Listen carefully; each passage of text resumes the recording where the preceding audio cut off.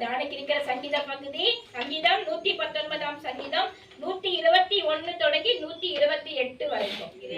ஆமென், ஹல்லேலூயா, ஸ்தோத்திரம். இது நம்ம மேல ஆயின் என்ற ஒரு வார்த்தை இருக்குது பாத்தீங்களா? அந்த ஆயின்றதுக்கு அர்த்தம் வந்து தெளிவான கண்களுங்களாம். ஆயின்னா தெளிவான கண்களும் கீழ்ப்படிதலும் சொல்லிட்டு இந்த வசனத்துல வந்து 8 வசனத்துக்குரிய அந்த ஹெட்டிங்கா அதுல வந்து வச்சிருக்கிறாங்க. நியாயமும் நீதியும் செய்கிறேன், என்னை ஒடுக்கிறவர்களுக்கு என்னை ஒப்பு கூடாதேயும்.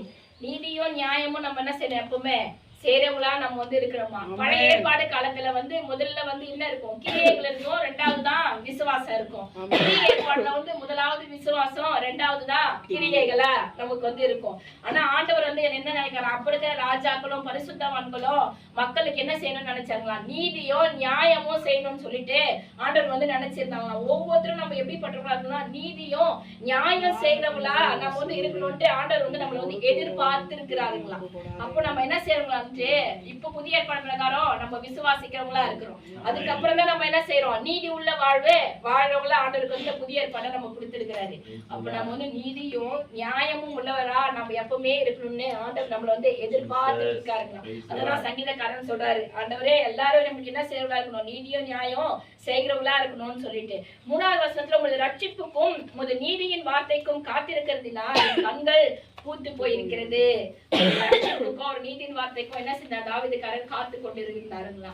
நாம கூட நிறைய விஷயத்த ஆண்டருக்காக நம்ம வந்து காத்துட்டு தான் இருக்கிறோம். நான் இவ்வளவு நாளா நம்ம வந்து நான் வந்து ஜபிச்சுட்டு இருக்கேனே, இந்த காரியம் எனக்கு நடக்கவே இல்லை சப்பா, நான் இதை உங்ககிட்ட நான் கேட்டுட்டே இருக்கேனே, இன்னைக்கு இன்னும் கொடுக்காம இருக்கிறீங்களே அப்படின்னு சொல்லிட்டு நாம கூட என்ன செஞ்சுட்டு இருக்கோமான்ட்டு நீண்ட நாளா நம்ம ஒரு காத்திருப்பு வச்சிருக்கிறோம்ல. ஆனா நீண்ட நாளா காத்திருக்கிறது அநேக பரிசுத்தவான்கள் காத்திருந்தாங்க. அநேக பரிசுத்தவான்கள் காத்திருந்த நன்மையை பெற்றுக் கொண்டார்கள். நீண்ட நாள் காத்திருப்பு ஒரு நாள் என்ன செய்யறதுமா, வீணாவே போவாங்க. ஆண்டவர் பெரிய நன்மையை வந்து நிச்சயமா கொடுப்பாரு. அண்ணால் கூட நீண்ட நாள் காத்திருந்தாங்க, பிள்ளையை பெற்றுக் கொண்டாங்களா. யோபு வந்து நீண்ட நாள் வந்து அந்த சிறையிருப்பு மாறணுமே அவர் காத்து கொண்டிருந்தாரு. ஆனா இரட்டத்தனையான பலனை ஆண்டவரே திருப்பி கொடுத்தாரு. அப்புறம் காத்திருப்பு ஒரு நாள் ஆண்டவர் சமூகத்துல வீணாவே போகவே போகாது. என்ன நாள் நீண்ட நாள் காத்திருப்பு பெரிய நன்மையை நம்ம காணக்கூடியா கர்த்தர் நிச்சயமா செய்வார். அந்த காலை வேளை எதுக்கெல்லாம் நீங்க காத்திருக்கீங்க, ரொம்ப நாளா காத்திருக்கேன் நேசப்பா, எனக்கு எப்ப இது கிடைக்கும், நிச்சயமா கிடைக்கும், நன்மையா கிடைக்கும், பெரிய கிடைக்கும். நமக்கு வந்து நிச்சயமா ஆண்டவரை கொடுக்க சர்வ வல்லவரா இருக்கிறார். நிச்சயமா நம்மளுக்கு அதை வந்து ஆண்டவரே செய்வாருங்க. உமது அடியேனை உமது கிருபையின்படியே நடத்தி உங்களுடைய பிரமாணங்களை எனக்கு போதியும். அவனுடைய பிரமாணங்களை தான் நம்ம போதிக்கபடி எப்பவுமே நம்ம என்ன செய்யணும், ஆண்டவர் கிட்ட கேட்டுக்கிட்டே இருக்கிறவங்களா நாம வந்து இருக்கணுங்களா. நம்ம காத்திருக்காம ஆபிரகாம போல நம்ம வந்து கொஞ்சம் அவசரப்பட்டோம்னா, ஆகார் கிட்ட அவசரப்பட்டு என்ன செஞ்சாரு ஆண்டவர், இஸ்ரவேலுக்கு இதுவரைக்கும் தலைவலிதான் கொடுத்துட்டு இருக்கிற மாதிரி ஆயிடுச்சு, பிரச்சனை தான் உண்டாயிடுச்சு. அப்ப நம்ம காத்திருக்க பொறுமையா கொஞ்சம் காத்திருக்கணும். அவசரப்பட்டு ஏதாவது ஒரு விஷயத்த செஞ்சுட்டா நமக்கு என்ன போகும், கடைசி வரைக்கும் அது பிரச்சனையா தான் முடியும். அந்த மாதிரி துரிதமா நமக்கு எதுவும் செயல்படாம ஆண்டவர் பார்த்து நம்ம காத்திருக்கும் போது நிச்சயமா ஆண்டவர் நம்மளுக்கு என்ன செய்வாரு, நன்மையானதை கொடுப்பாரு. நாமளும் பிரமாணங்களை நம்ம வந்து கற்றுக்கொள்றவங்களா நம்ம வந்து இருப்போம். 126வது வசனம், நீதியை செய்ய கர்த்தருக்கு வேலை வந்தது, அவர்களுடைய நியாய பிரமாணத்தை மீறினார்கள். நியாய பிரமாணத்தை நம்ம ஒரு நாள் என்ன செய்யக்கூடாது, மீறவே கூடாது. ஆண்டவருடைய பால் நம்ம எப்படி இருக்கணுங்களா, எப்பவுமே ஆண்டவரை தேடணும், அவருடைய பிரமாணத்தை கை கொண்டோம், அவருக்கு கீழ்ப்படிஞ்சிருந்து அவருக்கு காத்திருக்கும் போது ஆண்டவருடைய நீதி செய்யற வேலை நிச்சயமா வந்துருமா. இப்ப நம்மளே கேட்கலாம், நான் இவ்வளவு நாள் நம்ம இருந்தோம், நீதியா நம்ம இருந்தோம், நியாயமா நம்ம இருந்தோம், பிரமாணங்களை நம்ம கை கொண்டோமேன்னு சொல்லும் போது ஆண்டவருடைய நீதி செய்யும் வேலை வந்தது. அப்ப நிச்சயமா நம்ம காத்திருப்புக்கு வேலை நிச்சயமா வந்ததுன்னு வரும். நிச்சயமா வந்து ஆண்டவர் நமக்கு என்ன செய்வாரு, நமக்கு தேவையான காரியங்களை நமக்கு செய்வாரு. 125 வசனம், நான் உமது அடியேன் உம்முடைய சாட்சிகளை நான் அறியும்படி என்னை உணர்வுள்ளவன் ஆக்கும். உணர்வு நம்மளுக்கு ரொம்ப ரொம்ப முக்கியம். ஏன் உணர்வு வேணும்னா, தேவனை தேட நம்மளுக்கு உணர்வு வேணும், அவருடைய கற்பனைகளை கை கொள்ள நமக்கு உணர்வு வேணும், அதை தியானிக்க நமக்கு என்ன வேணும், உணர்வு வேணும். அந்த உணர்வு இருந்தா மாத்திரம் தான் நம்ம தேவனை வந்து நம்ம தேட முடியும். ஐயோ நம்ம இன்னைக்கு கூட நம்ம ஜெபம் பண்ணாம இருக்கிறோம், இன்னைக்கு நம்ம வேதம் வாசிக்காம இருக்கிறோம் என்ற உணர்வு இருந்தா மட்டும் அந்த பயத்தோடு நம்ம என்ன செய்வோம், நிச்சயமா செய்வோம். அப்புறம் நம்மளுக்கு அந்த உணர்வே நம்மளுக்கு தேவை. அந்த உணர்வு இருக்கும் போது மாத்திரம்தான் ஆண்டவரை தேடி அதை நம்ம தியானிக்கும் போதுதான் அந்த பிரமாணங்களை நம்ம வந்து கை கொள்ள முடியும். அப்பதான் அதை வந்து நம்ம தியானிக்கதான் இந்த வழியெல்லாம் வந்து தவறான வழி, இது சரியான வழின்றதும் நம்ம என்ன செய்ய முடியுங்களா, தேர்ந்தெடுக்க முடியும். கடைசி வசனம், என் எல்லாவற்றையும் பற்றியும் நீர் அருள எல்லா கட்டளைகளும் செம்மையென்று எண்ணி சகல பொய் வழிகளையும் வெறுக்கிறேன். அப்ப இதை நம்ம கை கொண்டு ஆண்டவருடைய பாதையில நம்ம போகும்போது மட்டும்தான் இதெல்லாம் பொய் வழி நமக்கு தெரியும்.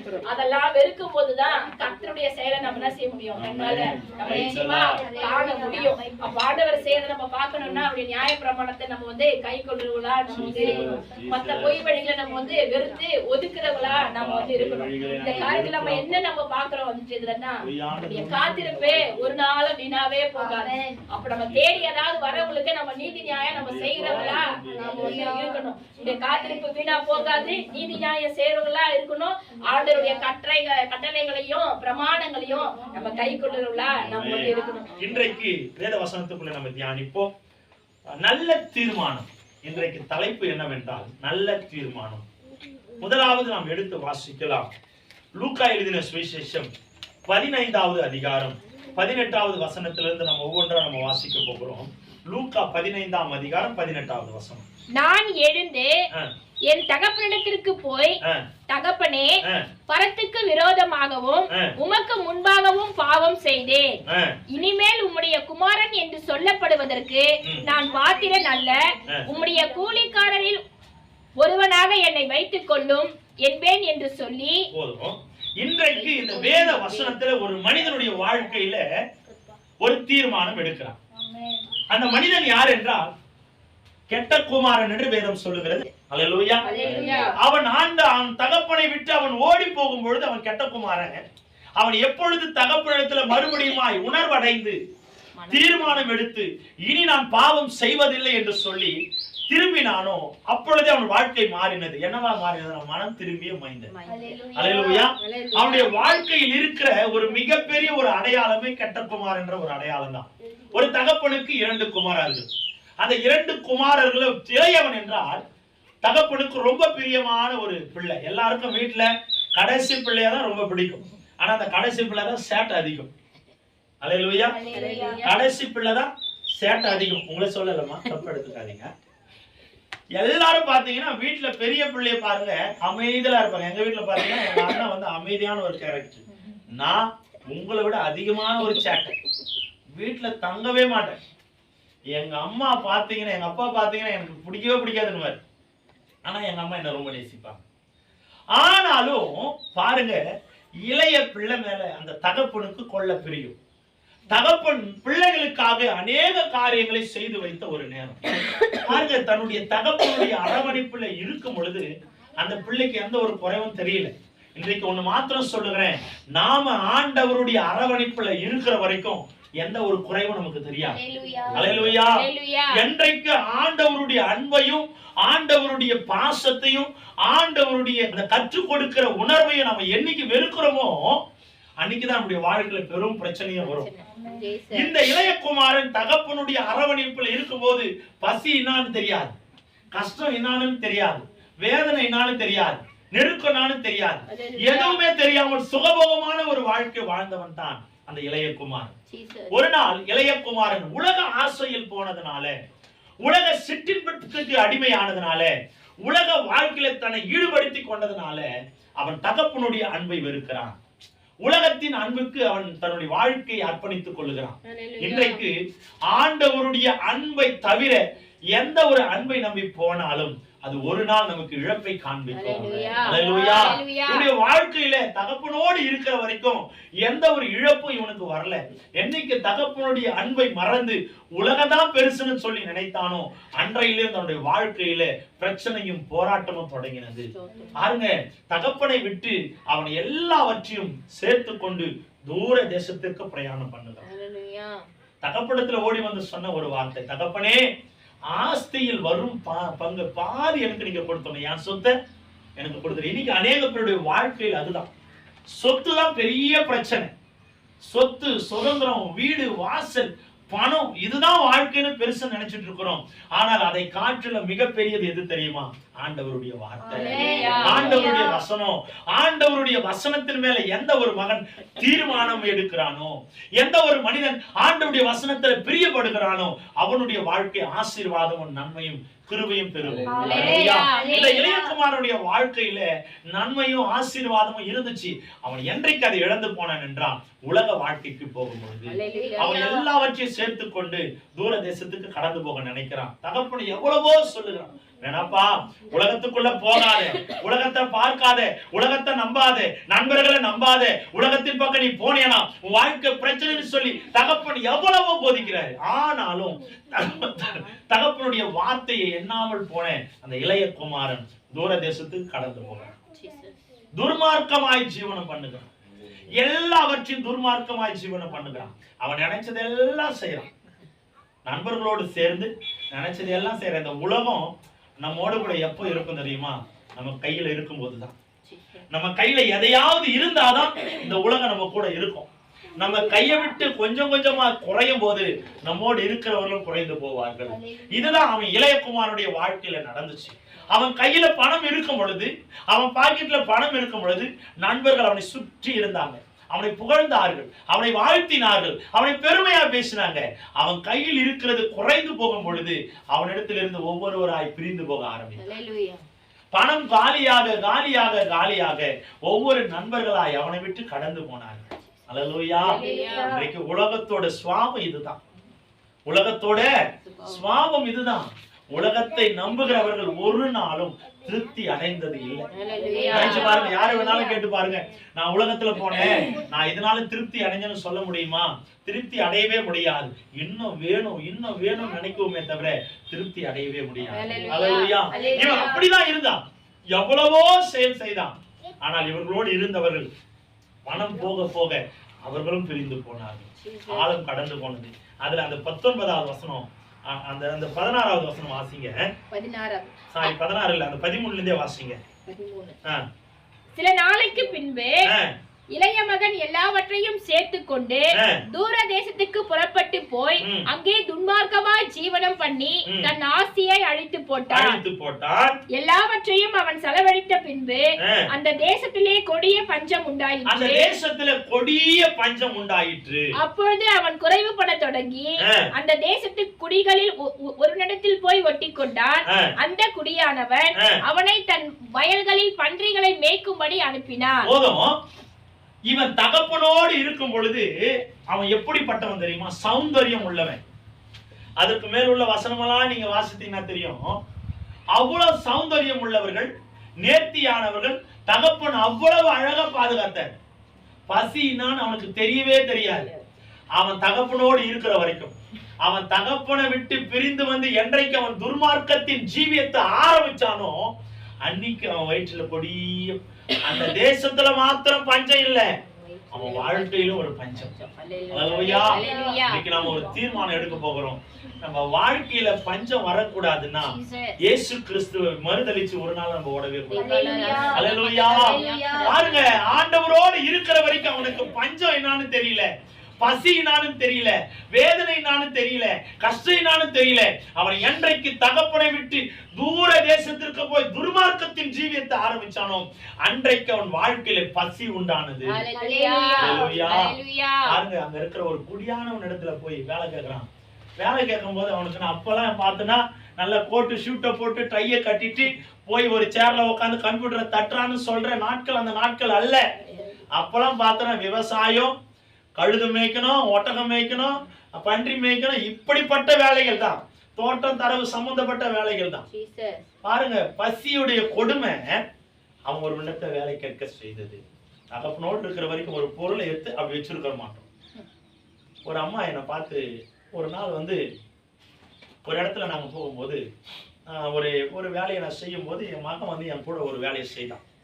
செய்யும் போது ஒரு அம்மா சொன்னாங்க, சின்ன பிள்ளைய ஏன்பா வேலை வாங்குற, பாவம் அப்படின்னு. இல்லைம்மா, பரவாயில்ல, செய்யட்டும், இதுல தப்பு கிடையாது.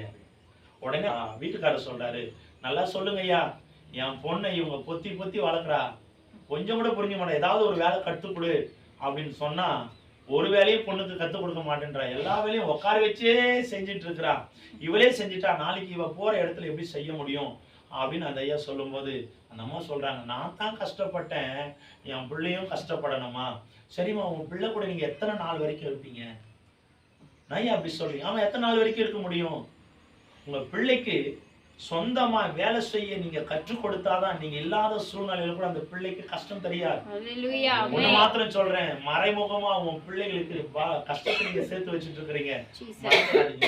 என்னங்க ஐயா சொல்றீங்க? ஆமா, இன்னைக்கு நீங்க நல்லா இருக்கும்போது உங்க பிள்ளைக்கு செய்றீங்க, நாளைக்கு நீங்க படுத்துக்கிட்டீங்கன்னா உங்க பிள்ளைக்கு யாரு செய்வா? ஒரு நாள் கடையில் வாங்கி வந்து கொடுக்கலாம், 2வது நாள் கடையில் வாங்கி வந்து கொடுக்கலாம், 3வது நாள் 4வது நாள் இல்ல. அந்த பிள்ளையே தன்னை தான் பார்த்து கொள்ள வேண்டும் என்றால், போற இடத்துல மற்றவர்களை ஆதரிக்க வேண்டும்னா அந்த பிள்ளைக்கு ஒரு சுயமா ஒரு வேலை செய்ய தெரியணும். அல்லேலூயா. உண்மையா சொல்ற பெற்றோர்களாகிய உங்களுக்கும் எனக்கும் ஒரு நல்ல ஒரு பாடம் என்னன்னா, பிள்ளைகளுக்கு சின்ன சின்ன வேலையை கத்துக் கொடுக்கணும். சமைக்க கத்துக் கொடுங்க. ஆம்பளை பிள்ளையா, ஐயோ ஆம்பளை பிள்ளை தொடக்கத்தையே பெருக கூடாது. யாரு சொன்னா? அதெல்லாம் ஒண்ணுமே கிடையாது. பிள்ளைகளுக்கு வேலை கத்துக் கொடுக்கணும், குறைவு கிடையாது, இதுல ஒரு குறைச்சலும் கிடையாது ஐயா. அல்லேலூயா. நீ வரைக்கும் அப்படிதான் பிள்ளைக்கு சொல்லி கொடுத்துட்டு, ஏதாவது ஒண்ணுன்னா சாப்பிடணும், தட்டை எடுத்து வைக்கணும், கழுவி வைக்கணும், வீட்டை பெருக்கணும், எல்லா வெற்றியும் இன்னைக்கு சொல்லி கொடுத்துட்டு, காரணம் என்ன? தான் பிள்ளை நாளைக்கு சொந்தமா தன்னுடைய சொந்த காலில் நிக்கணும், நல்ல ஒரு தனக்கு உரிய வேலையை அவனையும் செய்து கொள்ளணும், மத்தவங்களை எதிர்பார்க்க கூடாது. அல்லேலூயா. இந்த இளைய குமாரனுக்கு தன்னுடைய வாழ்க்கையில் எல்லாமே தகப்பன் தான். என்னைக்கு அவன் விட்டு ஓடனானோ உணர்த்த மட்டும் போய் வேலை தேடணும். அவன் வேலை கொடுக்கும் போது என்ன வேலை கொடுத்தான்? பன்றிகளை மேய்க்கிற வேலை. அல்லேலூயா. அதை படிங்க தொடர்ச்சியா. அப்பொழுது பன்றிகள் தின்கிற தவிட்டினாலே தன் வயிற்றை நிரப்ப ஆசையா இருந்தான், ஒருவரும் அதை அவனுக்கு கொடுக்கவில்லை. பாருங்க, அவ்வளவு சுகபோகமான வாழ்க்கை வாழ்ந்த அந்த இளையகுமாரனுடைய வாழ்க்கை இப்ப பசியினால வாடினவன் கடைசியில பன்றியோடைய தவிட்டை சாப்பிட ஆசைப்பட்டான். அவன் நிலைமை பத்தீங்களா எப்படி போச்சு? தகப்பனோடு இருக்கிற வரைக்கும், ஏசப்பாவோடு இருக்கிற வரைக்கும், ஏசப்பாவுக்கு செய்ய வேண்டிய கடமைகளை செய்யற வரைக்கும் நம்ம வாழ்க்கை ஆசீர்வாதமா இருக்கும். அப்படி இல்ல அப்படின்னா நம்ம வாழ்க்கையில் நான் சொல்ல மாட்டேன், இந்த வேதம் சொல்லுது. அல்லேலூயா. நம்ம ஒரு தீர்மானம் எடுக்க போறோம். அன்றைக்கு அவன் போய் இந்த தவிட்டை சாப்பிட்டு ஆசைப்பட்டான், ₹1 அவனுக்கு கொடுக்கல. உடனே அவன் கண்ணீர் வடிக்கிறான். ஐயோ, அதுக்கு உள்ள வசனம், அவனுக்கு புத்தி தெளிந்த போது, அவனுக்கு எப்போ பட்ட பிறகுதான் புத்தி தெளிந்த பிறகு, அவன் என் தகப்பனுடைய கூலிக்காரர் எத்தனையோ பேருக்கு, யாரை நினைச்சு பார்க்கறான்? தகப்பனுடைய கூலிக்காரனை. முதலாளி ஆகிய இவன் அப்ப தகப்பனோடு இருக்கிற வரைக்கும் வேலைக்காரனை நினைச்சு பார்க்க முடியல. ஆனா இப்ப இவன் ஒரு வேலைக்காரனா மாறின பிறகு தன் தகப்பனுடையோடு இருக்கிற வேலைக்காரர்களை நினைச்சு பார்க்கறான். என்ன சொல்றான்? தகப்பனுடைய கூலிக்காரர் எத்தனையோ பேருக்கு பூர்த்தியான சாப்பாடு இருக்கிறது, பூர்த்தியான சாப்பாடு இருக்கு, நானோ பசியினால் சாகிறேன். ஐயோ, என் தகப்பனோடு வேலை செய்யற வேலைக்காரனுக்கு நேர்த்தியான சாப்பாடு, சுவையான சாப்பாடு, ஆரோக்கியமான சாப்பாடு, ஆனா நானும் பசியோட சாகிறேன், பசியினால நான் வாடி போகிறேன். அப்ப புத்தி தெளிஞ்ச உடனே தான் அவனுக்கு அந்த சூழ்நிலை தெரியும், அறிவு வருது. பாருங்க, உடனே ஒரு தீர்மானம். அல்லேலூயா. அதுதான் அந்த 18வது வசனம். நான் எழுந்து என் தகப்பனிடத்திற்கு போய், தகப்பனே, மரத்துக்கு விரோதமாகவும் உமக்கு முன்பாகவும் பாவம் செய்தேன், இனிமேல் உம்முடைய குமாரன் என்று சொல்லப்படுவதற்கு நான் பாத்திரன் அல்ல, உம்முடைய கூலிக்காரில் ஒருவனாக என்னை வைத்துக் கொள்ளும் என்பேன். கடைசில தகப்பனிடத்துல எப்படி போற பிள்ளையா இருந்தவன் இப்ப எப்படி போய் சேரணும்னு ஆசைப்படுறான்? ஒரு கூலிக்காரனாவாச்சு என்ன சேர்த்துக்குங்க ஐயா. ஒரு தீர்மானம் எடுக்கிறான். நான் செய்தது பாவம் என்று அவன் அறிந்த பிறகு தீர்மானத்தோடு தகப்பனிடத்துல கடந்து போக ஆசைப்படுறான்.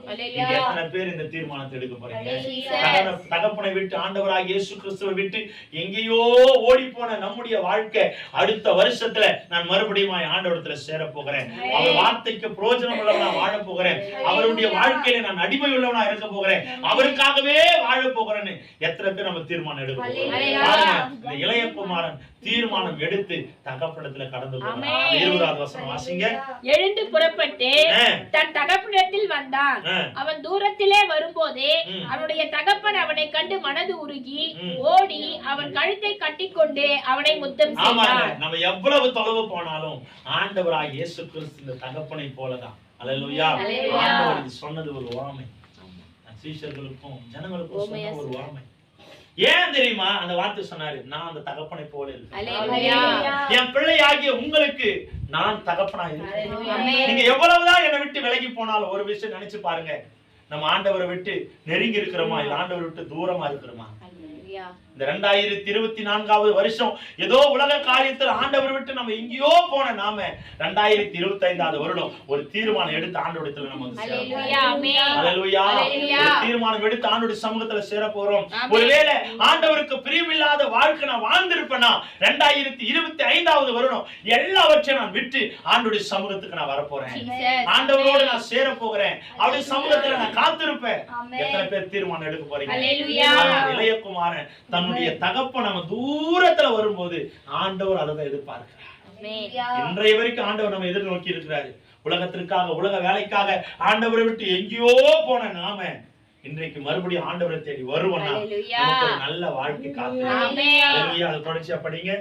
குமாரன் தகப்பனை நோக்கி, தகப்பனே, மரத்துக்கு விரோதமாகவும் உமக்கு முன்பாகவும் பாவம் செய்தேன்.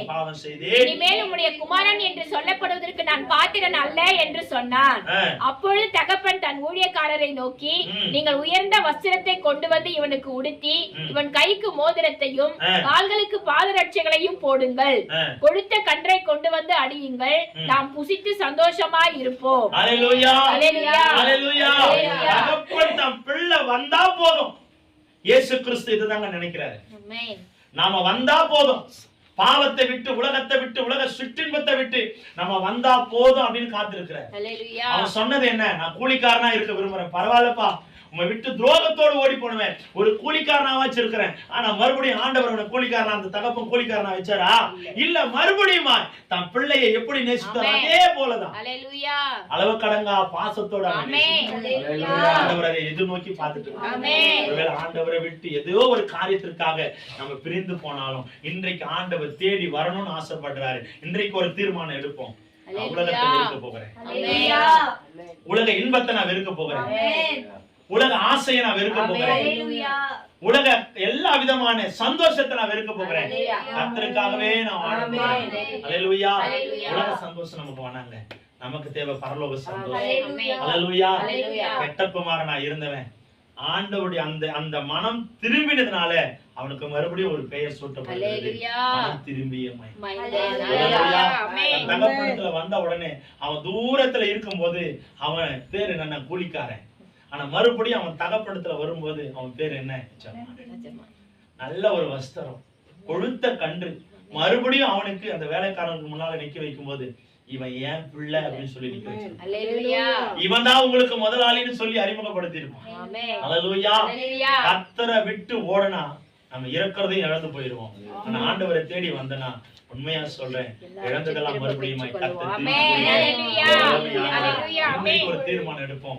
எங்கேயோ இருந்த என்ன மறுபடியும் ஆண்டவரிடத்துல நான் ஆண்டவரிடத்துல சேர போகிறேன். உலக வாழ்க்கையில ரொம்ப நம்ம அடிமை ஆயிடவே கூடாது. உலக வாழ்க்கையில நம்மை ரொம்ப அடிமைப்படுத்திக்க கூடாது. ஒரு தீர்மானத்தோட நம்ம வாழ போகிறோம். அல்லேலூயா. அடுத்தபடியாக அதுல பாத்தீங்கன்னா நீதிமொழிகள் 18ஆம் அதிகாரம் 1-2 வாசிங்களேன். நீதிமொழிகள் 18:1-2. பிரிந்து போகிறவன் தன் இச்சையின்படியே செய்ய பார்க்கிறான், எல்லா ஞானத்திலும் தலையிட்டுக் கொள்ளுகிறான். ஆமா, பிரிந்து போகிறவன் தன் இச்சையின்படி. இவன் கெட்ட குமாரன் அதை தான் செய்தான். தன் இச்சையின்படி என்ன செய்யலாம், எதை பண்ணலாம், எதை வேண்டுமானால் தன் இச்சையின்படி செய்து தன்னுடைய வாழ்க்கையை நஷ்டப்படுத்தி கொண்டான்.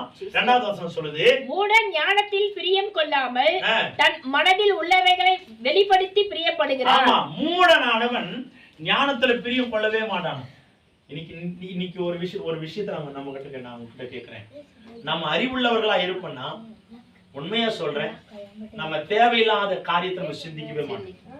இந்த 2வது வசனம் சொல்லுது, மூடன் ஞானத்தில் பிரியம் கொள்ளாமல். நாம அறிவுள்ளவர்களா இருந்தோம்னா நம்ம ஞானத்துல பிரியமுள்ளவர்களா இருப்போம். மூடர்களா இருந்தோம்னா ஞானத்துல பிரியப்படவே மாட்டோம்.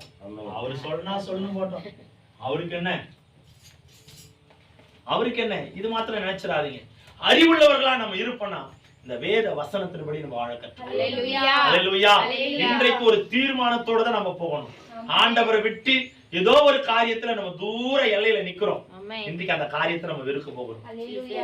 2025வது வருடம் அந்த காரியத்தை வெறுத்து இந்த 2024ல எல்லாவற்றையும் நான் மூட்டை கட்டிட்டு 2025ல ஆண்டவருடைய சமூகத்துல நான் வரப்போகிறேன். ஏதோ ஒரு காரியம் உன் ஆவிக்குரிய வாழ்க்கையில தடையா இருக்கலாங்க. ஏதோ ஒரு காரியம் ஜெபிக்க முடியாதபடி தடையா இருக்கலாம். ஏதோ ஒரு காரியம் ஆண்டவரை புகழ்ந்து பாட முடியாமல் தடையா இருக்கலாம். இந்த வருடத்தோட அதை முடிச்சுட்டு 2025 வருடத்துல அது எல்லா தகர்த்து ஆண்டவர் சமூகத்திற்கு நம்ம கர்த்தர் பெரிய காரியங்களை செய்வார். திரும்பி வந்தான் மறுபடியும் நம்ம வாழ்க்கை ஆசீர்வாதமாய் இன்னைக்கு நம்ம திரும்பி வர நம்ம தீர்மானிக்கலாம். ஆண்டவரத்துல திரும்பி வர நம்ம தீர்மானிப்போம். கர்த்தர் நம்மை ஆசீர்வதிப்பார். அடுத்தபடியாக இரண்டாவது, ஒரு மனிதன் இன்னொரு மனிதன் ஒரு தீர்மானம் எடுக்கிறான். தானியேல் 1ஆம் அதிகாரம் 4வது வசனத்திலிருந்து நம்ம வாசிக்கலாமா? தானியேல் 1ஆம் அதிகாரம் 4வது வசனம். அப்பொழுது இஸ்ரவேல் புத்திரருக்குள்ளே ராஜ குலத்தார்களிலும் துறை மக்களிலும் யாதொரு மாசும் இல்லாதவர்களும் அழகானவர்களும் சகல ஞானத்திலும் தேறினவர்களும் அறிவில் சேர்ந்தவர்களும் கல்வியில் நிபுணரும் ராஜாவின் அரண்மனையிலே சேவிக்க திறமை உள்ளவர்களும் ஆகிய சில வாலிபரை கொண்டு வரவும் அவர்களுக்கு கல்தேயரின் எழுத்தையும் பாஷையையும் கற்றுக் கொடுக்கவும் ராஜா தன் பிரதானிகளை தலைவனாகிய அஸ்பேனஸுக்கு கற்பித்தான். ராஜா தான் உண்ணும் போஜனத்திலேயும் தான் குடிக்கும் திராட்சை ரசத்திலேயும் தினம் ஒரு பங்கை அவர்களுக்கு நியமித்து அவர்களை 3 வருஷம் வளர்க்கவும் அதன் முடிவிலே அவர்கள் ராஜாவுக்கு முன்பாக நிற்கும்படி செய்யவும் கட்டளையிட்டார். அவர்களுக்குள் யூதா புத்திரர் ஆகிய தானியேல், அனனியா, மிஷாவேல், அசரியா என்பவர்கள் இருந்தார்கள். பிரதானிகளின் தலைவன் தானியேலுக்கு பெல்ஷாசார் என்றும், அனனியாவுக்கு சாத்ராக் என்றும், மிஷாவேலுக்கு மேஷாக் என்றும், அசரியாவுக்கு ஆபேத் நேகோ என்றும் மறுபெயர் இட்டான். தானியேல் ராஜாவின் போஜனத்தினாலும் அவர் பானம் பண்ணும் திராட்சை ரசத்தினாலும் தன்னை தீட்டுப்படுத்தல் ஆகாது என்று தன் இருதயத்தில் தீர்மானம் பண்ணிக்கொண்டு தன்னை தீட்டுப்படுத்தாதபடிக்கு பிரதானிகளின் தலைவனிடத்தில் வேண்டிக் கொண்டார். இந்த வார்த்தையில தானியேலை குறித்து நம்ம பார்க்கிறோம். தானியேல் வந்து பார்த்தனா ஒரு மகத்துவமான ஒரு மனிதன், தீர்க்கதரிசி, சொப்பனங்களை விவரிக்கிற ஒரு மனிதன். அல்லேலூயா. நேபுகாத்நேச்சர் அரசாண்ட காலங்களில அவருக்கு வந்து எப்பவுமே வந்து பார்த்தனா நிறைய காவலர்கள் உண்டு, மெய்க்காவலர்கள் உண்டு. இப்படி இருக்கிற சூழ்நிலையில ராஜாவுடைய எல்லா காரியத்தையும் பொறுப்பெடுத்து நடத்துவதற்காக இந்த சில தீர்மானங்கள் எடுக்கப்படுகிறது. அப்படி எடுக்கப்படும் பொழுதுதான் இந்த போஜனத்திலும் ஒரு தீர்மானம் எடுக்கப்படுகிறது. நல்ல ஒரு தலைவர்களா இருக்கணும், அவர்கள் அறிவில தேறினவர்கள், நல்ல பலசாலியா இருக்கணும். இந்த வசனத்துல அந்த 3வது வசனத்துல வாசனை தெரியும், அழகுள்ளவர்களா இருக்கணும், ஞானத்துல சிறந்தவர்கள், கல்வியில நல்ல கல்விமான் நாவு உடையவர்களா இருக்கணும். நிறைய காரியத்தில் அவர்கள் தேறினவர்களா இருக்கிறவர்கள் தான் நேபுகாத்நேச்சருக்கு முன்பாக கொண்டு வருவதற்காக ஒரு கட்டளை பிறப்பிக்கப்படுகிறது. இப்படி இருக்கும் போதுதான் ஒரு சூழ்நிலையும் தானியேலுக்கு முன்னால வருது. நேபுகாத்நேச்சர், அது தானியேல், சாத்ராக், மேஷாக், ஆபேத்நேகோ வாலிபர்கள் ஆண்டவருக்கு ரொம்ப பிரியமானவர்கள், ஆண்டவரை இடைவிடாமல் ஆராதிக்கிற வாலிபர்கள். வாலிப வயதை ஆண்டவருக்காகவே ஒப்பு கொடுத்த ஒரு தேவ பிள்ளைகள் என்று சொல்லலாம். இவர்கள் ஆண்டவருக்காகவே வைராக்கியமாய் வாழ்ந்தவர்கள். இப்படி இவருடைய வாழ்க்கை இருக்கும்போது இவர்கள் நேபுகாத்நேச்சருக்கு ஒரு காரியத்தை செய்வதற்காக இவர்கள் அர்ப்பணிக்கப்படுறாங்க. எல்லாவற்றிலும் சரி செய்து கொள்ளலாம், ஆனால் போஜனத்திலும் இவர்கள் அந்த காரியத்துல ஈடுபடணும்னு சொல்லி ஒரு கட்டளை பிறப்பிக்கப்படுகிறது. போஜனம்னா அந்த நாட்களில ராஜா சாதாரணமா போஜனம் உண்ணுவதில்லை, அவர்கள் மதுபானம் குடிப்பதும் உண்டு, மதுபானத்துல தன்னை ஈடுபடுத்தி கொள்ளுகிற ஒரு காலங்களும் உண்டு. அப்படி இருக்கிற சூழ்நிலையில ராஜாவிற்கு முன்பாக நிற்க வேண்டும் என்றால் எல்லாவற்றிலும் தேறினவர்களா இருக்க வேண்டும். இப்படி அப்படிப்பட்ட ஒரு ஆளை தேர்ந்தெடுப்பதற்காக தான் தானியேல் அந்த இடத்துல நியமிக்கிறாங்க. இப்படி நியமிக்கும் போதுதான் தானியேலுக்கு தெரிய வருது, ராஜாவுடைய போஜனத்திலும் என்னை நான் இணைத்துக் கொள்ள வேண்டும் என்று அவர்கள் தீர்மானிக்கிறாங்க அப்படின்னு சொல்லி ஒரு காரியம் தெரிய வரும்போதுதான் ஆண்டவருடைய சமூகத்திற்கு முன்பாக தானியேல் தன்னை ஒப்பு கொடுக்கிறான். கர்த்தருடைய பிள்ளைகளா இருக்கிற நீங்களும் நானும் எந்த ஒரு காரியத்திலும் ஆண்டவருக்கு விரோதமாக நம்ம செயல்பட்டு தானியேல் ஆண்டவருக்கு இடைவிடாமல் ஆண்டவரை ஆராதிக்கிறதுனால எல்லாமே ஆண்டவருக்காக ஒப்பு கொடுத்த ஒரு சூழ்நிலை. இப்படி இருக்கிற அந்த தருவாயில தான் அந்த ராஜா உண்ணுகிற அந்த போஜனத்துல தன்னை ஈடுபடுத்திக் கொள்ள மனதில்லாமல் ஆண்டவருக்குரியவனாய் வாழ ஹalleluya ஆமென். பாருங்க, இப்படி சூழ்நிலை நடக்கும் போதுதான் எல்லா காரியங்களும் தெரிய வருது. போஜனத்துல மாத்திரம் இல்ல, அவன் குடிக்கிற அந்த மதுபானத்துல தன்னை ஈடுபடுது. அப்படிதான் அந்த ராஜாவுக்கு முன்னால போய் நிக்க முடியும். சௌந்தரியம் உள்ளவர்களா, அழகுள்ளவர்களா, தேறினவர்களா, அறிவாளிகளா, நிபுணர்களா நிற்க வேண்டும் என்றால் எல்லா காரியத்தையும் செய்தாதான் அங்க போய் நிக்க முடியும். ஆனா தானியேல் அப்படிப்பட்டவன் அல்ல. அவர் வந்து பார்த்தா ஆண்டவருக்கு பிரியமானவர், தன்னை எதிலுமே திட்டுப்படுத்தாதபடி ஆண்டவருக்கு பிரியமாய் வாழ்ந்த ஒரு தேவ மனிதன். பாருங்க, அப்படி சூழ்நிலையிலும் நீங்களும் நானா இருந்தா என்ன பண்ணிருப்போம்ப்பா, ஏதோ ஒரு வேலை கிடைச்சதுடா, நாம எதிலையாவது ஒரு காரியத்தை செய்து அந்த வேலையை நம்ம தக்க வச்சு கொள்ளலாம் அப்படின்னு நம்ம நினைக்கிற காலகட்டங்களில, அந்த காலத்துல அவ்வளவு, இந்த காலம் பரவாயில்ல, நம்ம சுதந்திரமா வாழறோம். அந்த காலத்துல அப்படி அல்ல, அது ராஜரீக நாட்கள், ராஜாக்கள் ஆளுகை செய்த நாட்கள். அங்க வந்து ஒரு மனுஷனுடைய முடிவுதான் அந்த தேசம் முழுவதும் செயல்படுத்தப்படும். அல்லேலூயா. இங்க மக்களாட்சியா, இது மக்களாட்சி, மன்னர் ஆட்சி இல்ல. மக்களாட்சி, மக்கள் முடிவு எடுக்கிறது தான் இங்க செயல்படும். அந்த நாட்களில மன்னர் ஆட்சி, மன்னர் என்ன சொல்றாரோ அதுதான் செயல்படுத்த முடியும். அப்படி இருந்த காலகட்டங்களிலே, நெருக்கமான காலத்திலேயே தானியேல் தன்னை தீட்டுப்படுத்தாதபடி பாதுகாத்துக் கொண்டார். போஜனத்துல கூட தன்னை தீட்டுப்படுத்தாதபடி பாதுகாத்துக் கொண்டார். இன்னைக்கு நம்முடைய வாழ்க்கையில ஒரு விஷயம் நினைச்சு பாருங்க, ஒரு விஷயம் நினைச்சு பாருங்க. ஒரு நாள் வந்து எங்க ஊர்ல நாங்க இருக்கும்போது, எங்க வீட்டு பக்கத்துல பார்த்தோன்னா விக்கிரக ஆராதிக்கிற குடும்பம்.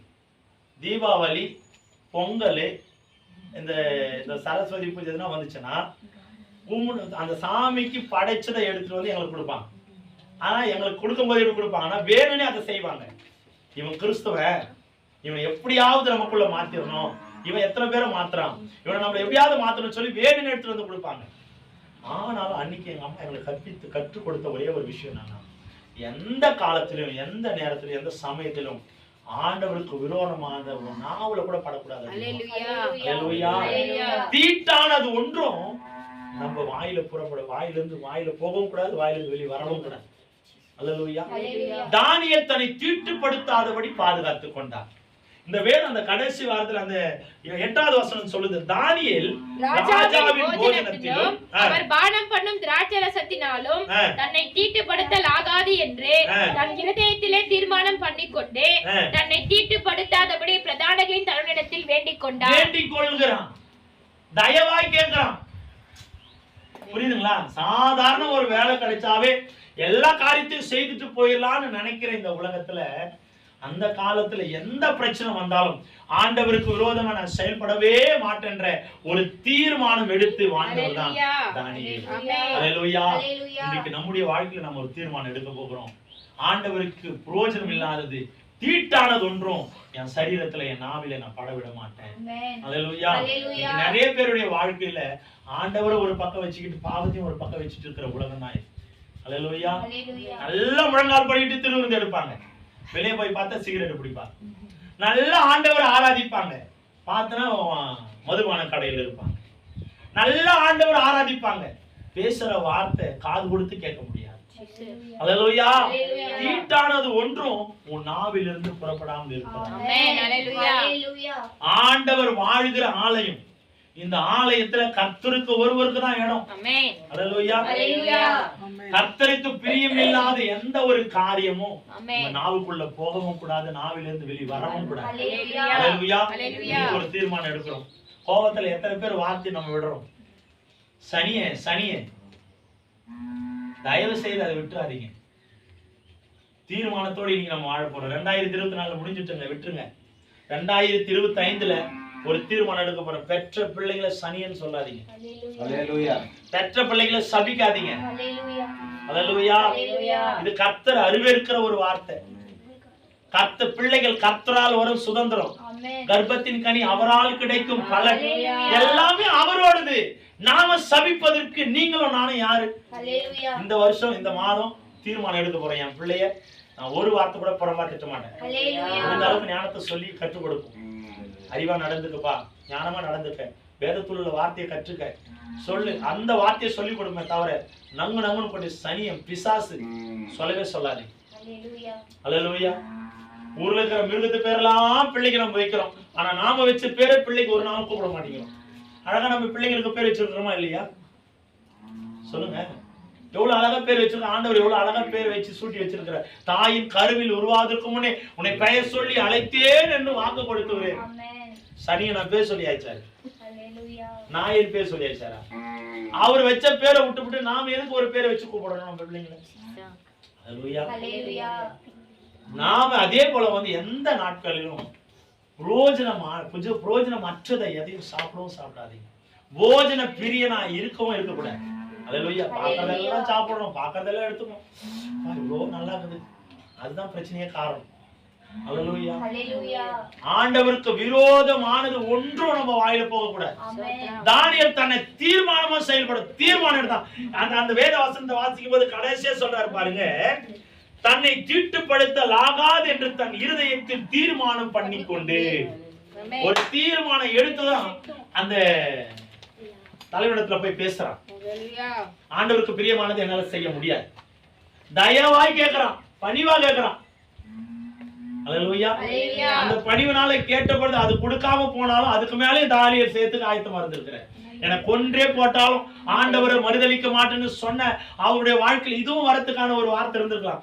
என்ன செய்தாலும் நான் தீட்டானது ஒன்றை எடுக்க மாட்டேன், அதையும் சொல்லி இருக்க முடியும். காரணம், அவர்கள் ஆராதிக்கிற தேவன் உண்மை உள்ளவர்கள் என்று. நீங்களும் நான் எப்படி நினைக்கிறேங்க? நம்ம ஆராதிக்கிற தேவன் எப்படிப்பட்டவர் என்று நீங்களும் நான் எப்படி நினைக்கிறோம்? உண்மை உள்ளவர், உயிர் உள்ளவர். ஆகையினால இன்றைக்கு ஒரு தீர்மானம் எடுக்க போறோம். அடுத்த வருஷத்துல தீட்டானது ஒன்றும் என் வாயில போகவும் போகாது, வாயிலிருந்து வெளியும் வரவும் வராது. பேர் ஒரு மனுஷனை மாற்றாதுங்க, ஆண்டவருடைய வார்த்தை வசனம் தான் ஒரு மனுஷனை மாற்றும். பேரை வச்சுட்டு வாசல்ல போய் தண்ணி தொளிக்கும் போதே அவ நல்லா இருப்பாளா, அவ குடும்பம் நல்லா இருப்பான்னு சொல்றது பேர் அல்ல, வாழ்க்கையில வாழ்ந்து காட்டணும் ஐயா. சும்மா யாரனா அப்படி கை அப்படி சும்மா உரைச்சிட்டு போட்டா போதும், சும்மா எடுத்தா போதும். ஏன்னா அவனுக்கு கண்ணு தெரியல, மண்ணு தெரியல. வார்த்தைகளை விடுகிறதுனால நம்ம பரிசுத்தத்தை பாதுகாக்க முடியாது. மன்னிக்கிறவனுக்கு தான் நல்ல சிறந்த நம்ம கிறிஸ்துவின் உடையவர்கள், கிறிஸ்து உடையவர்கள், ஆண்டவருடைய ரத்தத்தினால கழுவப்பட்டவங்க. அல்லேலூயா. தயவாய் தயவாய் தயவா சொல்றேன், பிள்ளைகளையும் உங்களை சார்ந்தவர்களையும் வெளியவும் எந்த ஒரு வார்த்தையும் உங்க வாயிலிருந்து தவற புறப்படவே தான் முதல் பாவத்திற்கு ஒரு முதல் படியே அதுதான். அல்லேலூயா. தவறு செய்வாங்க தான். ஒரு விஷயம் அப்படியே நம்ம திரும்பி பாருங்க, நம்மள அப்படியே திரும்பி பாருங்க. நம்ம பிள்ளைங்க பரவாயில்ல, நம்ம பிள்ளைங்க பரவாயில்ல, நாம பண்ணாத அட்டகாசமா நல்லா இருந்த வீட்டை கொளுத்தி விடாம இருந்தா நம்ம பிள்ளை அதிகா செய்து, நல்லா இருந்த வீட்டை கொளுத்தி விடாம இருந்தோம் நம்ம பிள்ளைங்க எவ்வளவு மேல். நான் அப்படிதான் நினைப்பேன், என் பிள்ளை எவ்வளவு மேல தான் நினைப்பேன். அவ்வளோ வாழ்த்தனம் பண்ண நானு பரவாயில்ல, என் பிள்ளை பரவாயில்லையே அப்படின்னு நான் நினைக்கும் போது, அப்போ நமக்கு ஆண்டவர் கொடுத்தது எது அது நம்ம நினைச்சு நம்ம வந்த வழியை ஒரு விஷயம் நினைச்சு பார்க்கணும். நாம எதுவுமே பண்ணாம இருந்தா பரவாயில்ல, நம்ம பிள்ளைங்களை திட்டலாம். நாம எல்லாத்தையும் பண்ணிவிட்டு கடைசியில் இப்ப பிள்ளை பண்றான்னு நம்ம போட்ட விதை கர்த்தருக்குள்ள நம்ம ஜாக்கிரதையா இருக்கணும். தீட்டானது ஒன்றும் வாயிலிருந்து புறப்படலாகாது. தீர்மானம் எடுக்கணும். அல்லேலூயா. தீர்மானம் எடுக்கணும். சரீரத்துக்கு செட் ஆகலையா அதை சாப்பிடாதீங்க. இத சாப்பிட்டா சுகர் வரும்னு தெரியுதா, சாப்பிடாதீங்க. இத சாப்பிட்டா பிபி எங்கரோன்னு தெரியுதா, சாப்பிடாதீங்க. அல்லேலூயா. கொஞ்சம் போட்டாதான் பாஸ்டர் தூங்க முடியுது. இன்னைக்கு கொஞ்சம் போடுவேன், நாளைக்கு போடுறதுக்கே வழி இல்லாம தான் நாம போய் படுத்து கிடக்கணும். அப்போ கர்த்தருக்குள்ள நம்ம ஜாக்கிரதையா இருக்கணும். இவன் தீர்மானம் எடுக்கிறான், தயவாய் கேட்கிறான், என்னால அதை செய்ய முடியாது. ஏன்னா என் ஆண்டவரை ஆராதிக்கிற வாயில தீட்டானது ஒன்றும் நான் போக விரும்புறேன். நீங்களும் நானும் தீர்மானம் எடுக்க போகிறோம். ஆண்டவருக்காகவே நான் வாழ போறேன். தீட்டானது ஒன்றும் வாயிலிருந்து புறப்படவும் வெளியே உள்ள போகவும் வெளியே வரவும் ஆகவே ஆகாது. நான் வாழ போகிறேன். அல்லேலூயா. இப்படிப்பட்ட வாழ்க்கை வாழ்கிற நீங்களும் நானும் தான் கர்த்தருக்குரியவர்களா இருக்கணும். அதுல 9 வாசிங்க. தேவன் தானியேலுக்கு பிரதானிகளின் தலைவனிடத்தில் தயவும் இரக்கமும் எப்ப கிடைச்சதுன்னா அவன் தீர்மானம் எடுத்ததுனாலதான். இன்னைக்கு நீங்களும் நானும் தீர்மானம் எடுத்தாதான் கர்த்தருடைய தயவு வரும். அல்லேலூயா. எத்தனை பேர் சொல்றீங்க? எத்தனை பேர் சொல்றீங்க? இந்த மாதம் நீங்க தீர்மானம் எடுக்கிறீங்கன்னா அடுத்த மாதத்துல கர்த்தரை செயல்படுத்துவார். வேதம் சொல்லுகிறதை போல அல்லேலூயா. பாருங்க, தேவன் தானியேலுக்கு பிரதானிகளின் தலைவனிடத்தில் தயவும் இரக்கமும் கிடைக்கும்படி செய்தார். ஆமென். அல்லேலூயா. அந்த இரக்கமும் தயவும் கர்த்தரிடத்திலிருந்து வரணும் அப்படின்னா நம்ம தீர்மானிச்சதை செய்ய கற்றுக்கொள்ளணும். 10வது வசனம் படிங்க. பிரதானிகளின் தலைவன் தானியேலை நோக்கி, உங்களுக்கு போஜனத்தையும் வானத்தையும் குறித்திருக்கிற ராஜாவாகிய என் ஆண்டவனுக்கு நான் பயப்படுகிறேன். அவர் உங்களோட ஒத்த வாலிபரின் முகங்களை பார்க்கிலும் உங்கள் முகங்கள் வாடி போனவைகளாக காண வேண்டியது என்ன? ஆமா, இவன் சொல்றதெல்லாம் செஞ்சாதான் உன் முகம் பிரகாசமா இருக்கும் அப்படின்னு அந்த பிரதானிகளின் தலைவன் சொல்றான். எப்பா, நான் சொல்றதெல்லாம் நீ செஞ்சாதான் அதாவது ராஜா வந்து எதிர்பார்க்கறதுனால உன் முகம் பிரகாசமா இருக்கணும், நீ அழகா இருக்கணும், சௌந்தரியமா இருக்கணும், புஷ்டியா இருக்கணும், ஞானமுள்ளவனா இருக்கணும், அறிவுள்ளவனா இருக்கணும், நிபுணரா இருக்கணும், எல்லாவற்றிலும் தேறினவனா இருக்கணும்னா நான் சொல்றதை செய்யணும் அப்படின்னு இந்த பிரதானிகளின் தலைவன் சொல்றான். ஆனா தானியேல் சொல்றான், இல்ல. அடுத்து கீழே படிங்க. அதனால் ராஜா என்னை சிரசேதம் பண்ணுவாரே என்றான். ஆமா, நீங்க இதெல்லாம் பண்ணலையா என்ன அவரு கொன்று போட்டுருவாரியா? தயவா நான் சொல்றதை செய்ய அப்படின்னு சொல்லி அவன் சொல்லும் போது அடுத்தது தானியேல் சொல்றாரு. அப்பொழுது பிரதானிகளின் தலைவனாகிய தானியேல் அனனியா, மிஷாவேல், அசரியா என்பவர்களின் விசாரிப்புக்காரனாக வைக்கப்பட்ட பெல்ஷார் என்பவனை தானியேல் நோக்கி, 10 நாள் வரைக்கும் உமது அடியாரை சோதித்து பாரும். எங்களுக்கு புசிக்க பருப்பு முதலான மரக்கறிகளையும் குடிக்க தண்ணீரையும் கொடுத்து எங்கள் முகங்களையும் ராஜா போஜனத்தில் புசிக்கிற வாலிபருடைய முகங்களையும் ஒத்து பாரும். பின்பு நீர் காண்கிறபடி உமது அடியாருக்கு செய்யும் என்றார். பாருங்க, இவன் சொல்றது நீங்க எங்களுக்கு வேற எதுவும் கொடுக்கணும், எங்க முகம் பிரகாசமா இருக்கணும்னா ஒண்ணுமே செய்ய வேணாம், பருப்பும் மரக்கறிகளை மாத்திரம் கொடு. இது முகத்தை பிரகாசப்படுத்துமா? இவன் சொல்றான், நல்ல பூஷ்டியான ஆகாரத்தையும் நல்ல திராட்சை ரசத்தையும் நல்ல வகையான சாப்பாட்டையும் நீ சாப்பிட்டாதான் ஆரோக்கியமா இருக்க முடியும்னு பிரதானிகளின் தலைவன் சொல்றான். ஆனா தானியேல் சொல்றான், இல்ல, எனக்கு வெறும் பருப்பு மரக்கறிகளும் கொடு. காரணம் என்ன தெரியுமா? நான் ஆகாரத்துல திருப்தி அடைகிறவன் அல்ல, என் தேவனுடைய வசனத்துல திருப்தி அடைகிறேன். அல்லேலூயா. உண்மையா சொல்றேன், உலக ஆகாரம் உங்களை பூஸ்டி பண்ணுதோ இல்லையோ, வேத ஆகாரம் உங்களை பூஸ்டி பண்ணும். அல்லேலூயா. தானியேல் அந்த விசுவாசத்துல தான் சொல்றேன். ஆமென். எங்களை 10 நாள் வரைக்கும் சோதிச்சு பாருங்க, ஒண்ணுமே தரவானா, மரக்கறியும் பருப்பு கொடுத்து மாத்திரம் பாருங்க.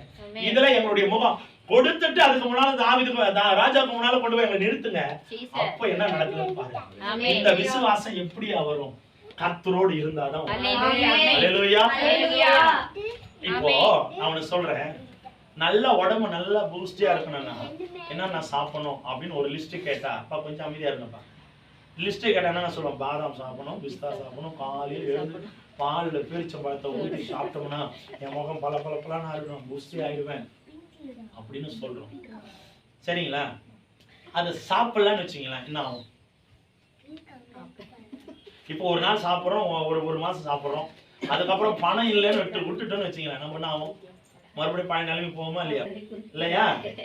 ஆனா உலக ஆகாரம் உங்களை அழகுபடுத்துவது இல்லையோ, வேத ஆகாரத்தை நீங்க எடுத்தீங்கன்னு வச்சீங்களேன், உங்க சரீரம் மாத்திரம் இல்ல, உங்க ஆத்துமாவும் நல்லா தெரியும். இது தானியேலுக்கு நல்லா தெரிஞ்சதுனாலதான் சொல்றாரு, 10 நாள் வரைக்கும் எங்களை சோதிச்சு பாருங்க, வெறும் பருப்பு கறி மரக வேற எதையும் கொடுக்காது. அப்புறம் ராஜாவுக்கு முன்னால கொண்டு போய் நிறுத்தி பாருங்க, அப்புறம் பேசுங்க. அவனே ஆடி போகிற. இதனால என்னையா வரும்? அவன் நம்பி சொன்னது உலகத்தின் ஆகாரத்தை அல்ல,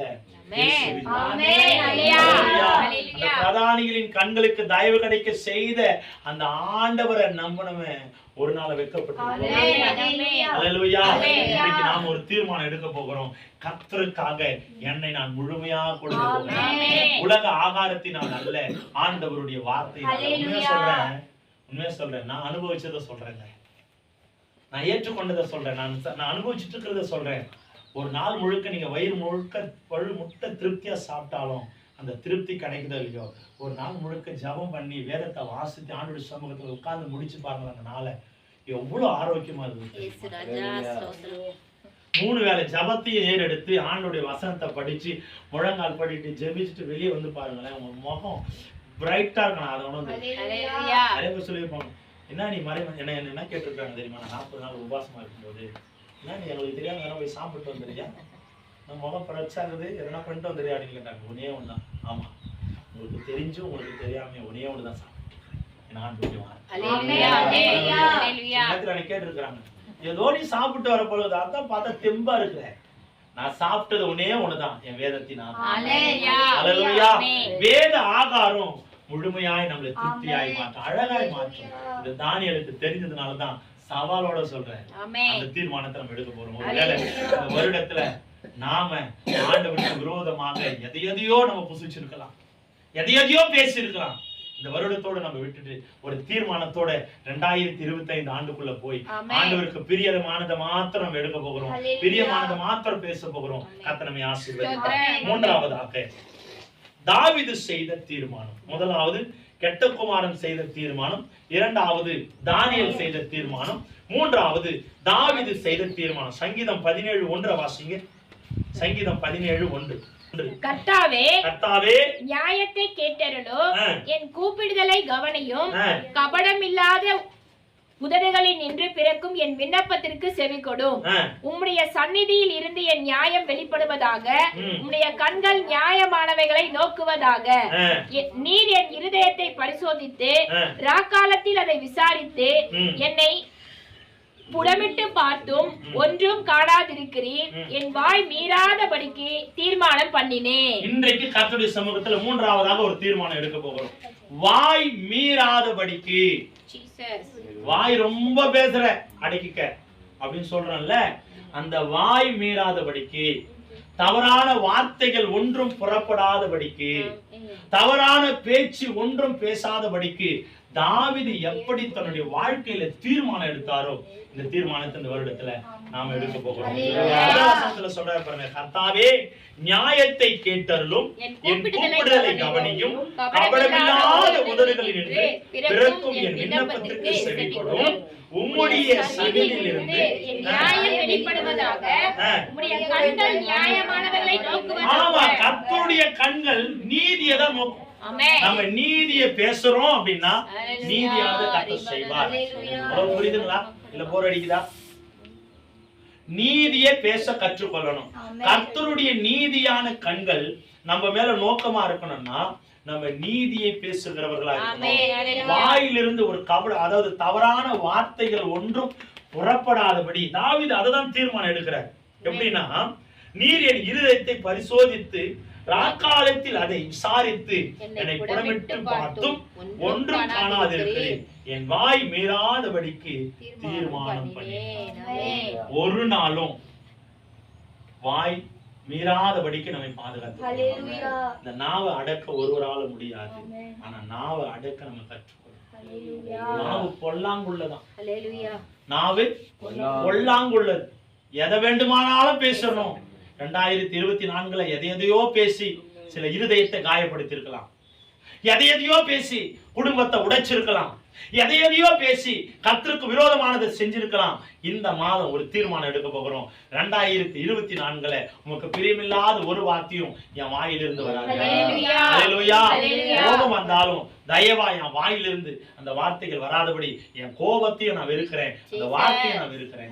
ஒரு தீர்மானம் பண்ண போறோம். அல்லேலூயா. எத்தனை பேர் தீர்மானம் எடுக்க போறீங்க? எத்தனை பேர் தீர்மானம் எடுக்க போறீங்க? கரங்களை உயர்த்தாதவங்க தீர்மானம் எடுக்க போறீங்க. நான் அப்படிதாங்க இருப்பேன், எங்க அம்மா என்ன வேலை சொன்னாலும் முடியாதுன்னு சொல்லிட்டு போயிருவாங்க அப்படின்னு நினைக்கிறீங்களா? தீர்மானம் எடுக்க போறவங்க கையை தூக்குங்க. அல்லேலூயா. அப்படி கையை தூக்குறவங்க தீர்மானம் எடுத்துட்டீங்கன்னு அர்த்தம். கர்த்தர் உங்களை ஆசீர்வதித்திருக்கிறார் அர்த்தம். அது தாங்க மாறக்கூடாது. எத்தனை முறை அம்மா கடைக்கு போக சொன்னாலும் நான் போயிட்டு வரமா அப்படின்னு போயிடணும். அம்மா கடைக்கு போயிட்டு வான்னு சொல்றதுக்கு முன்னாடி நம்ம வண்டி எடுத்து பாதி தொலை போயிடணும். அங்க போன் பண்ணுமா, நான் அவங்க கேட்டுக்கிறேன் அப்படின்னு சொல்லிடுவோம். அல்லேலூயா. நாம கர்த்தருக்குரியவர்களாய் வாழறோம்.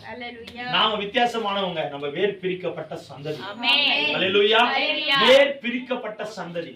ஆகையால நம்ம வித்தியாசத்தை காண்பிக்கிறோம். அல்லேலூயா. தாவீது தனக்குள்ள ஒரு தீர்மானம் எடுக்கிறார் பாருங்க. தீட்டானது ஒன்றும் என் வாயிலிருந்து ஒரு வார்த்தையை தவறா பேசிடாதீங்க. எந்த ஒரு இருதயத்தையும் உடைச்சிடாதீங்க. யாருடைய கண்களில் இருந்தும் தேவையில்லாத கண்ணீரை வர வச்சிடாதீங்க. அல்லேலூயா. குடும்பம் என்பது கர்த்தர் கொடுத்த குட்டி பரலோகம். அதுல சமாதானம் இருக்கணுமே தவிர பிசாசின் தந்திரங்கள் இருக்கக்கூடாது. ஹல்லேலூயா. அல்லேலூயா. ஹல்லேலூயா. கணவன் பேசும்போது மனைவி தாழ்மையா கேட்கிற குணம் கற்றுக்குங்க. ஹல்லேலூயா.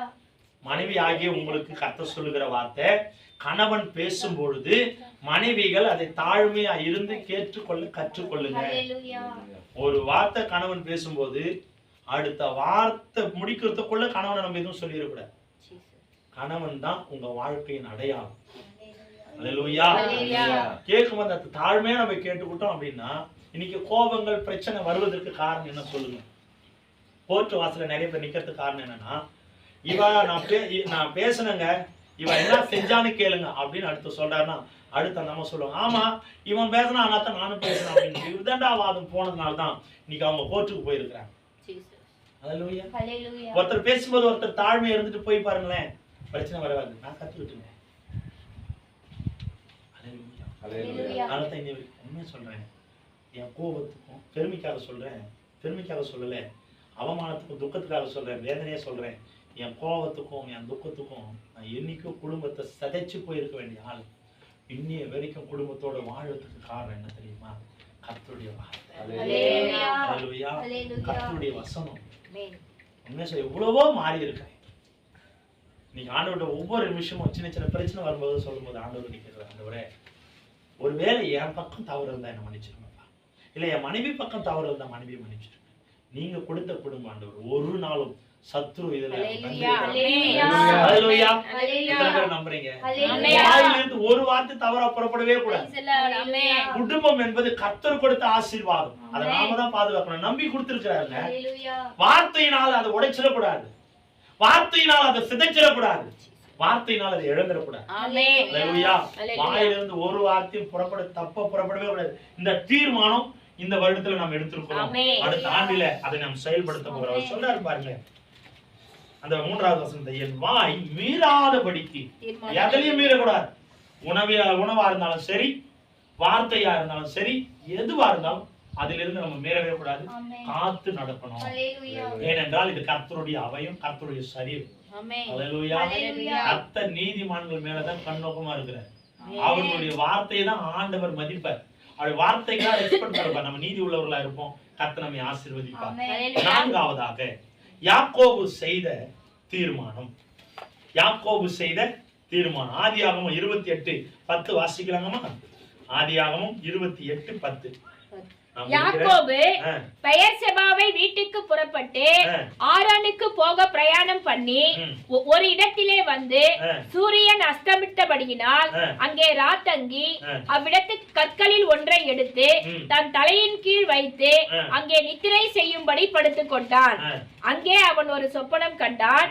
இதோ ஒரு ஏணி பூமியிலே வைக்கப்பட்டிருந்தது, அதன் நுனி வானத்தை எட்டி இருந்தது, அதிலே தேவதூதர் ஏறுகிறவர்களும் இறங்குகிறவர்களுமாய் இருந்தார்கள். அதற்கு மேலாக கர்த்தர் நின்று, நான் உன் தகப்பனாகிய ஆபிரகாமின் தேவனும் ஈசாக்கின் தேவனுமாகிய கர்த்தர், நீ படுத்திருக்கிற பூமியை உனக்கும் உன் சந்ததிக்கும் தருவேன், உன் சந்ததி பூமியின் தூளை போல் இருக்கும், நீ மேற்கேயும் கிழக்கேயும் வடக்கேயும் தெற்கேயும் பரம்புவாய், உனக்குள்ளும் உன் சந்ததிக்குள்ளும் பூமியின் வம்சங்கள் எல்லாம் ஆசீர்வதிக்கப்படும். நான் உன்னோடே இருந்து நீ போகிற இடத்துக்கெல்லாம் உன்னை காத்து இந்த தேசத்துக்கு உன்னை திரும்பி வர பண்ணுவேன். நான் உனக்கு சொன்னதை செய்யும் அளவும் உன்னை கைவிடுவது இல்லை என்றார். ஆமா, இந்த வார்த்தை எல்லாம் ஆண்டவர் யாக்கோபோடு பேசிட்டே இருக்கிறார். ஏன் இந்த வார்த்தை ஆண்டவர் யாக்கோபோடு பேசுறாருன்னா, யாக்கோபு தன்னுடைய அண்ணனுக்கு விரோதமாக சிரேஷ்ட முத்திர பாகத்தை ஏமாத்தி வாங்கிட்டான். அவன் ஏமாத்தி வாங்கினானோ இல்லையா, இவன் அதை இழந்துட்டான். யாரு? ஏசா அதை இழந்துட்டான். யாக்கோபு அதை பற்றி கொண்டான். இப்படி நடந்த இந்த சூழ்நிலையில தன்னுடைய தகப்பன் தாயார் மூலமாகவே அவன் தன்னுடைய மாமனாகிய லாபானுடைய வீட்டுக்கு அனுப்பப்படுறான். ஆரானுக்கு போறான். அப்பதான் அராமுக்கு புறப்பட்டு போறான். அப்படி அவன் அந்த அப்பதான் அராமுக்கு இது வரும் பொழுது ஒரு வனாந்தரத்துல இருட்டான ஒரு சூழ்நிலையில யாரும் இல்லாத ஒரு நேரம், தன் தகப்பனோட தாயோடு இருக்கும்போது அவனுக்கு நல்ல ஒரு வாழ்க்கை, இப்போ பயந்து ஓடுகிற ஒரு சூழ்நிலையில யாரும் இல்லாத ஒரு வனாந்தரத்துல புலம்புறான். அப்பா, இத்தனை வருடம் நான் அங்க தகப்பனோட தாயோடு இருந்துட்டேன், இப்ப என் வாழ்க்கையில நான் அனாதையை போல உணர்றேன், குற்றம் நிறைந்தவனா நான் ஓடிட்டு இருக்கிறேன், என் வாழ்க்கை என்னவாய் மாறுமோ, என்னவாய் சம்பவிக்குமோ என்று சொல்லி வனாந்தரத்திலே அமர்ந்து அவன் அழுது புலம்பிக் கொண்டிருக்கிறான். அவன் அழுது புலம்பிக் கொண்டிருக்கும் போது நித்திரை வருகிறது. அவன் நித்திரை படுத்து அவன் தூங்கிட்டே இருக்கும் பொழுது ஒரு சொப்பனத்தை அவன் பார்க்கிறான். ஆண்டவர் பரலோக சொப்பனத்தை அவன் காண்பிக்கிறான். எப்படிப்பட்ட ஒரு சொப்பனா, வானத்திற்கும் பூமிக்கும் ஒரு ஏணி நிற்கிறதை போல அந்த ஏணியின் மீது தேவதூதர்கள் ஏறுகிறதுமாக இறங்குகிறதுமாக இருந்துகிற ஒரு சொப்பனத்தை அவன் காண்கிறான். இப்படி அவன் சொப்பனத்தை காணும் போது ஆண்டவர் அவனுக்கு வாக்கு கொடுக்கிறார். வாக்குத்தத்தத்தினாலே மறுபடியும் இந்த பூமியில நான் திரும்பி வர பண்ணுவேன், உன்னை ஆசீர்வதிப்பேன், உன் சந்ததி பெருக பண்ணுவேன் என்று வாக்கு கொடுத்த ஆண்டவர் இப்படி அவனோடு கூட பேசுகிறார். அதுல ஒரு 20வது வசனத்தை வாசிங்க. அப்பொழுது யாக்கோபு தேவன் என்னோடு இருந்து நான் போகிற இந்த வழியிலே என்னை காப்பாற்றி உண்ண ஆகாரமும் உடுக்க வஸ்திரமும் எனக்கு தந்து என்னை என் தகப்பன் வீட்டுக்கு சமாதானத்தோட திரும்பி வர பண்ணுவாரானால் கர்த்தர் எனக்கு தேவனாய் இருப்பார். அல்லேலூயா. அடுத்து 22வது வசனம் சொல்றான், தன்னுடைய தீர்மானம் எடுக்கிறான். நான் தூணாக நிறுத்தின இந்த கல் தேவனுக்கு வீடாகும். தேவரீர் எனக்கு தரும் எல்லாவற்றிலும் தசமபாகம் செலுத்துவேன் என்று சொல்லி பொருத்தனை பண்ணி கொண்டார். தன்னுடைய வாழ்க்கையில ஒரு தீர்மானம் எடுக்கிறான். ஆண்டவரே, அனாதையாய் குற்ற நிறைந்தவனாய் ஓடுகிற என் வாழ்க்கையில மறுபடியும் என் தகப்பனுடைய வீட்டுக்கு நான் சமாதானத்தோட திரும்பி வருவேன் அப்படின்னா நீர் எனக்கு தேவனாய் இருப்பீங்க. நான் இப்படி எனக்கு செய்கிற எல்லா நன்மைகளிலும் எல்லா ஆசீர்வாதமும், உடுக்க உட, உண்ண உணவு எல்லாவற்றையும் நீங்க எனக்கு தருவீங்க. இப்படி நீங்க எனக்கு தருவீங்க அப்படின்னா என்னுடைய வாழ்க்கையில நான் உனக்கு கிடைக்கிற எல்லாவற்றிலும் முதலாவது நான் உனக்கு என்ன செய்ய போறேன், தசம பாகத்தை நான் உனக்கு கொடுப்பேன் அப்படின்னு சொல்லி ஒரு பொருத்தனை எடுக்கிறான். அல்லேலூயா. அவன் எப்படி பொருத்தனை எடுத்தானோ அதே மாதிரி ஆண்டவர் அவனுக்கு எல்லாவற்றையும் வந்த உடனே எல்லாவற்றையும் ஆண்டவரிடத்துல இரட்ட தனியா வாங்கிட்ட யாக்கோபு சொன்னதெல்லாம் மறந்துட்டானா, முடிவு பரியந்தம் அந்த சொன்ன வார்த்தை அவன் அப்படியே நினைச்சான். எல்லாவற்றிலேயும் ஆண்டவருக்கு முதலாவது தசம பாகம் கொடுத்தான். அல்லேலூயா. கேக்குறேன்னு தப்பா எடுத்துக்காதீங்க, ஆண்டவருக்குள்ளான வார்த்தையை கேட்கிறேன். உங்க வாழ்க்கையில ஆண்டவருக்குன்ற ஒரு முதல் இடத்தை நீங்க வச்சிருக்கீங்களா? உங்க வேலை, உங்க வருமானம், உங்க குடும்பத்துல செய்கிற செயல் ஒவ்வொன்றிலும் அல்லேலூயா. உண்மையா சொல்றேன், கர்த்தருக்கு உரியதை கர்த்தருக்காக கொடுக்க நீங்க தீர்மானம் எடுக்கணும். இன்னை வரைக்கும் நம்ம வருமானம் நிலைத்திருக்காமல் இருப்பதற்கு காரணம் என்ன தெரியுமா? நம்ம ஆண்டவருக்கு செய்ய வேண்டியதை செய்ய தவறி போனதுனால. அல்லேலூயா. நீங்க வாங்குகிற வருமானத்துல மீதம் எடுக்கணும் அப்படின்னா கர்த்தருக்குரியதை கர்த்தருக்கு கொடுக்கணும். பார்த்துட்டு இருக்கிற யாரா இருந்தாலும் அல்லேலூயா. ஆண்டவருக்கு துரோகம் நினைச்சிடவே கூடாது. அல்லேலூயா. கர்த்தருக்கு முன்னால நாம உண்மையுள்ளவர்களா இருக்கணும். யார் ஆண்டவருடைய ரத்தத்தினால கழுவப்பட்ட நீங்களும் நானும் எந்த இடத்துல எல்லா மனுஷனுக்கு முன்னாலும் கர்த்தருக்கு முன்னாலே உண்மையா இருக்கும். துரோகம் என்பது யாருக்கு நம்ம செஞ்சிடவே கூடாது.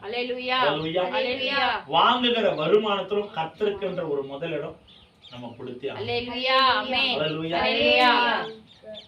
விக்கிரகத்தை ஆராதிக்கிற அந்த மனிதர்களை போய் பாருங்க. என்னையா அப்படின்னா, என் சாமிக்கு நான் கொடுக்கணும்னு நேர்ந்திக்கிட்டேன், நான் கொடுக்குறேன். ஒரு தம்பி என்கிட்ட சொல்லும் போது, ஏன்டா தாடி எவ்வளவு விட்டுருக்குற, முடி வெட்டல, பைத்தியக்கார மாதிரி இருக்கிற, தாடியை வெட்டுறா அப்படின்னு சொல்லும்போது சிம்பிளா ஒரு வார்த்தை சொன்னா, உசுறு குத்த சாமிக்கு அதுக்காக தான் வச்சிருக்கேன், என்னால முடிஞ்சு. என்னோட பணம் இல்லை சார், என்னால முடிஞ்சது. பயம் உண்மை யாருக்கு? கல்லும் மண்ணும் ஆராதிக்கிறவனுக்கு, உயிருள்ள தெய்வத்தை ஆராதிக்க வேண்டிய நமக்கு இருக்க வேண்டிய சுவாபம். அல்லேலூயா. எந்த இடத்துல ஆண்டவருக்குரியவர்களா நம்ம உண்மை உள்ளவர்களா வாழணும்.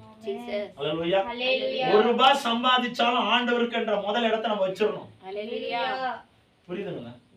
கர்த்தருக்குன்ற எங்க அம்மா எப்படின்னா, எந்த நேரத்துல இன்னைய வரைக்கும் சிஎஸ்ஐ சபையில எனக்குன்னு ஒரு பங்கு அவங்க கொடுத்துட்டே தான் இருக்கிறாங்க.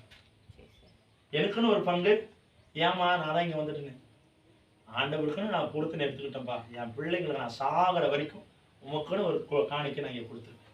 இன்னைய வரைக்கும் போன வாரம் மாசம் போய் பாக்குறேன், என் பேர் அதுல எழுதி வச்சிருக்கு, அலெக்சாண்டர் அப்படின்னு. என்னம்மா இன்னும் கூட காணிக்கை கொடுத்துட்டு இருக்கிறேன், நான் தான் அங்கே வந்துட்டேன், நீ போனாலும் நான் பொறுத்தனை எடுத்துக்கிட்டேன். இனி வரைக்கும் அந்த ஆசீர்வாதம் தான் அநேக நன்மைகளை பார்த்து செய்யும். எங்க அப்பா கொஞ்சம் வருமானம் தான் வாங்குவார், 500 ரூபாய் வார சம்பளம். அந்த 500 ரூபாயிலேயே வீட்டு செலவு, எங்க அக்காவுக்கு ஃபீஸ் கட்டணும், மாட்டுங்களுக்கு பொட்டு புண்ணாக்கெல்லாம் வாங்கி வந்து போடணும். அந்த 500 ரூபாயிலையும் மீது எடுப்பாங்க. காரணம் என்ன? கர்த்தருக்கு என்று வைக்கிற முதல் காணிக்கை. ஆண்டவருக்கு எடுத்துட்டு வந்த உடனே முதல்ல பிரிச்சு எப்படி எதை எடுப்பாங்கன்னா கர்த்தருக்கு அப்படின்னு எடுத்து வச்சிருவாங்க. கர்த்தருக்குன்ற கொடுக்கிற எந்த ஒரு காரியமும் வீணா போகவே போகாதுங்க. உண்மையா சொல்றேன், கர்த்தருடைய சமூகத்துல இருந்து சொல்றேன். அல்லேலூயா. இது எனக்கு பத்தல, அதனாலதான் கொடுக்கறன்ற முடிவுக்கு யாரும் வந்துடாதீங்க. அது பத்தாம போனதுக்கே காரணம் இதை நம்ம செய்யாததுனாலதான். அல்லேலூயா.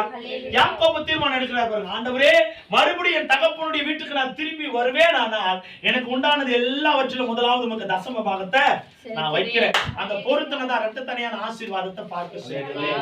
அல்லேலூயா. அவன் பிள்ளைய எகிப்துக்கு ராஜாவாய் மாற்றினதே அந்த பொருத்தனை தான். அல்லேலூயா. அவன் எல்லாருக்கும் படி அளந்தான். யாரு? இயேசு. இன்னைக்கு பொருத்தனையோட இருப்பீங்களா? என் வருமானத்துல, என் வாழ்க்கையில, என் வேலையில, என் செயல்பாடுல எல்லாவற்றிலும் ஆண்டவருக்கு என்ற ஒரு தசம பாகத்தை நான் கொடுப்பேன். ஆமென். அல்லேலூயா. சரியான ஆண்டவருக்குரியதை சரியா கொடுக்க கடமை உள்ளவர்களா நாம் இருக்கணும். அது உண்மையா சொல்றேன், ஒரு மனுஷன் நான் ஏற்கனவே உங்களுக்கு சொன்னதுதான், அது மறுபடியும் சொல்ல வேண்டிய அவசியம் இல்லை. ஒரு நாள் நம்ம செஞ்சிருவே இருக்கலாம். கர்த்தருக்குரியது கர்த்தருக்கு கொடுத்து கர்த்தரை கனப்படுத்துங்க. மனுஷனுக்கு கொடுக்கிறது இல்லையா? நிறைய பேர் நினைச்சிட்டு இருக்கிற காரியம் மனுஷனுக்காக அல்ல, கர்த்தருக்குரியது. கர்த்தர் நமக்கு கொடுத்த வேலை, அவர் தான் அந்த சம்பளத்தை வாங்கி கொடுத்தாரு, சம்பள உயர்வு அவர் தான் கொடுத்தாரு, அந்த போஸ்டிங் அவர் தான் கொடுத்தாரு. அவருக்கு என்று கொடுக்க வேண்டிய கணத்தை நான் கொடுக்கணும்.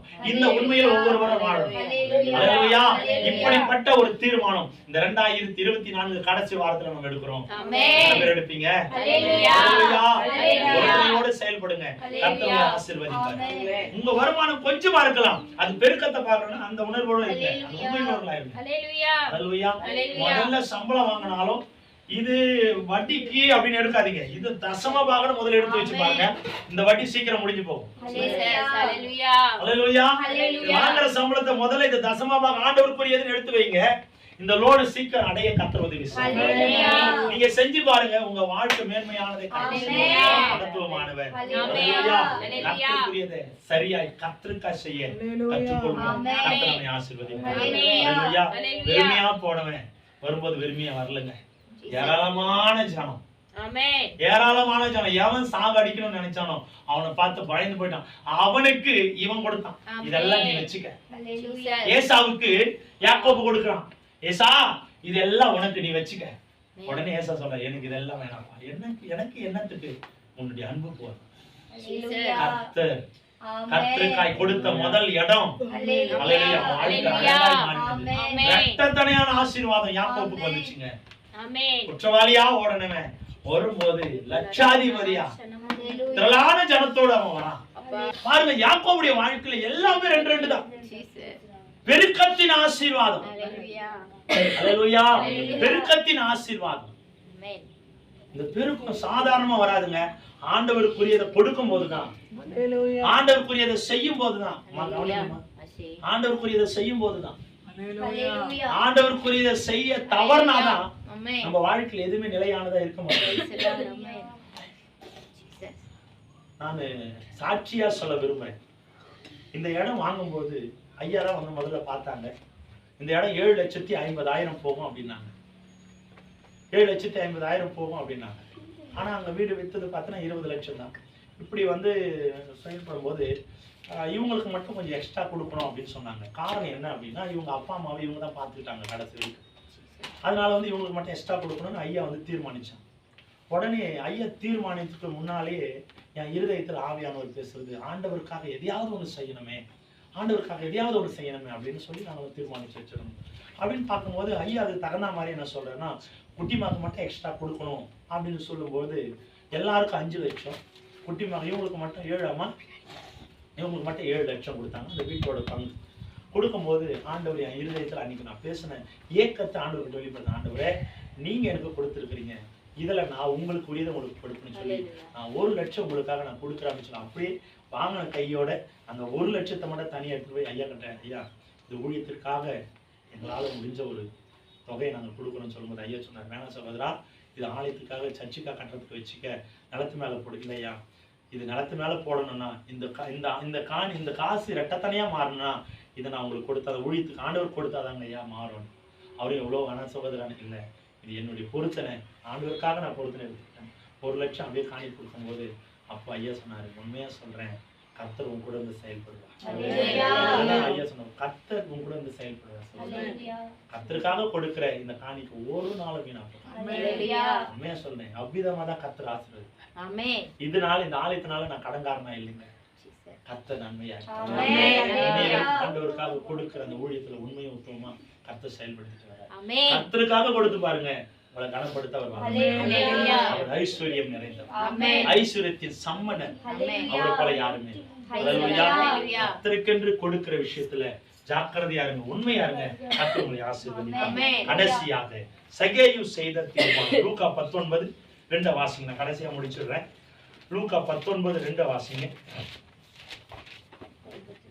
19:2 இருந்து அப்படியே வாசிங்க. ஆயக்காரருக்கு தலைவனும் ஐஸ்வர்யமானுமாய் இருந்த சகேயு என்னப்பட்ட ஒரு மனுஷன் இயேசு எப்படிப்பட்டவரோ என்று அவரை பார்க்க வகை தேடினார். அவன் குள்ளனானபடியால் ஜனக்கூட்டத்தில் அவரை காணக்கூடாமல் அவர் போகும் வழியில் முன்னாக ஓடி அவரை பார்க்கும்படி ஒரு காட்டாத்தி மரத்தில் ஏறினார். இயேசு அந்த இடத்தில் வந்த போது அண்ணாந்து பார்த்து அவனை கண்டு, சகேயுவே, நீ சீக்கிரமாய் இறங்கி வா, இன்றைக்கு நான் உன் வீட்டிலே தங்க வேண்டும் என்றார். அவன் சீக்கிரமாய் இறங்கி சந்தோஷத்தோட அவரை அழைத்து கொண்டு போனான். அதை கண்ட யாவரும், இவர் பாவியான மனுஷனிடத்தில் தங்கும்படி போனார் என்று முறுமுறுத்தார்கள். சகேயு நின்று கர்த்தரை நோக்கி, ஆண்டவரே, என் ஆஸ்திகளில் பாதியை ஏழைகளுக்கு கொடுக்கிறேன். நான் ஒருவரிடத்தில் எதையாகிலும் அநியாயமாய் வாங்கினது உண்டானால் நாளத்தனையாக திரும்ப செலுத்துகிறேன் என்றார். அல்லேலூயா. சகேயுடைய வாழ்க்கையில அழகான ஒரு தீர்மானம் பாருங்க. அவரை பார்க்க வகை தேடின சகேயு, ஆண்டவர் அவனை பார்க்க வந்தார். இவன் ஆண்டவரை பார்க்க போனவன், ஆனா ஆண்டவர் சகேயுவை பார்க்க வந்தார். பார்த்த உடனே சகேயுவை வீட்டுக்கு அழைச்சிட்டு போற. சகேயு, உங்க வீட்டுல நான் தங்க போறேன். எவ்வளவு பெரிய ஒரு சந்தோஷம். யாரை பார்க்கணும்னு ஆசைப்பட்டானோ அவரே இவன் பர்மிஷன் இல்லாம அவன் வீட்டுக்கு போற. போன அவனுடைய வாழ்க்கையில மிகப்பெரிய ஒரு அதிசயம். இப்படி அவன் போகும்போது அநேக ஜனங்கள் முறுமுறுக்கிறாங்க, பாவியான. இவ்வளவு நிறைய பேர் நினைச்சிட்டாங்க நாங்க எல்லாம் உத்தமம், சகேயு மட்டும்தான் பாவி. ஆனா அந்த கூட்டத்துல எத்தனையோ பாவிகள் இருந்திருக்கலாம்.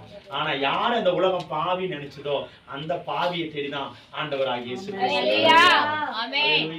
பாருங்க, சகேயுடைய வீட்டிற்கு போன உடனே அந்த சம்பவம் நடக்குது. அது ஹைலைட்டான ஒரு விஷயம். 6வது வசனம், அவன் சீக்கிரமாய் இறங்கி சந்தோஷத்தோட அவரை அழைத்து கொண்டு போனார். அதை கண்ட யாவரும், இவர் பாவியான மனுஷனிடத்தில் தங்கும்படி போனார் என்று முறுமுறுத்தார்கள். சகேயு நின்று கர்த்தரை நோக்கி, ஆண்டவரே, என் ஆஸ்திகளில் பாதியை ஏழைகளுக்கு கொடுக்கிறேன். நான் ஒரு இடத்தில் எதையாகிலும் அநியாயமாய் வாங்கினது உண்டானால் நாளத்தனையாக திரும்ப செலுத்துகிறேன் என்றார். ஆமா, ஒண்ணுமே ஆண்டவர் பண்ணல. ஆண்டவர் போய் அவன் குற்றப்படுத்தல. இவ்வளோ காரியத்தை செய்திருக்கிற சகேயு, உன் வாழ்க்கை பாவம் நிறைந்தது, பாவின்னு சொல்றாங்க, உன் வாழ்க்கை மாறணும்னு ஆண்டவர் சொல்ல.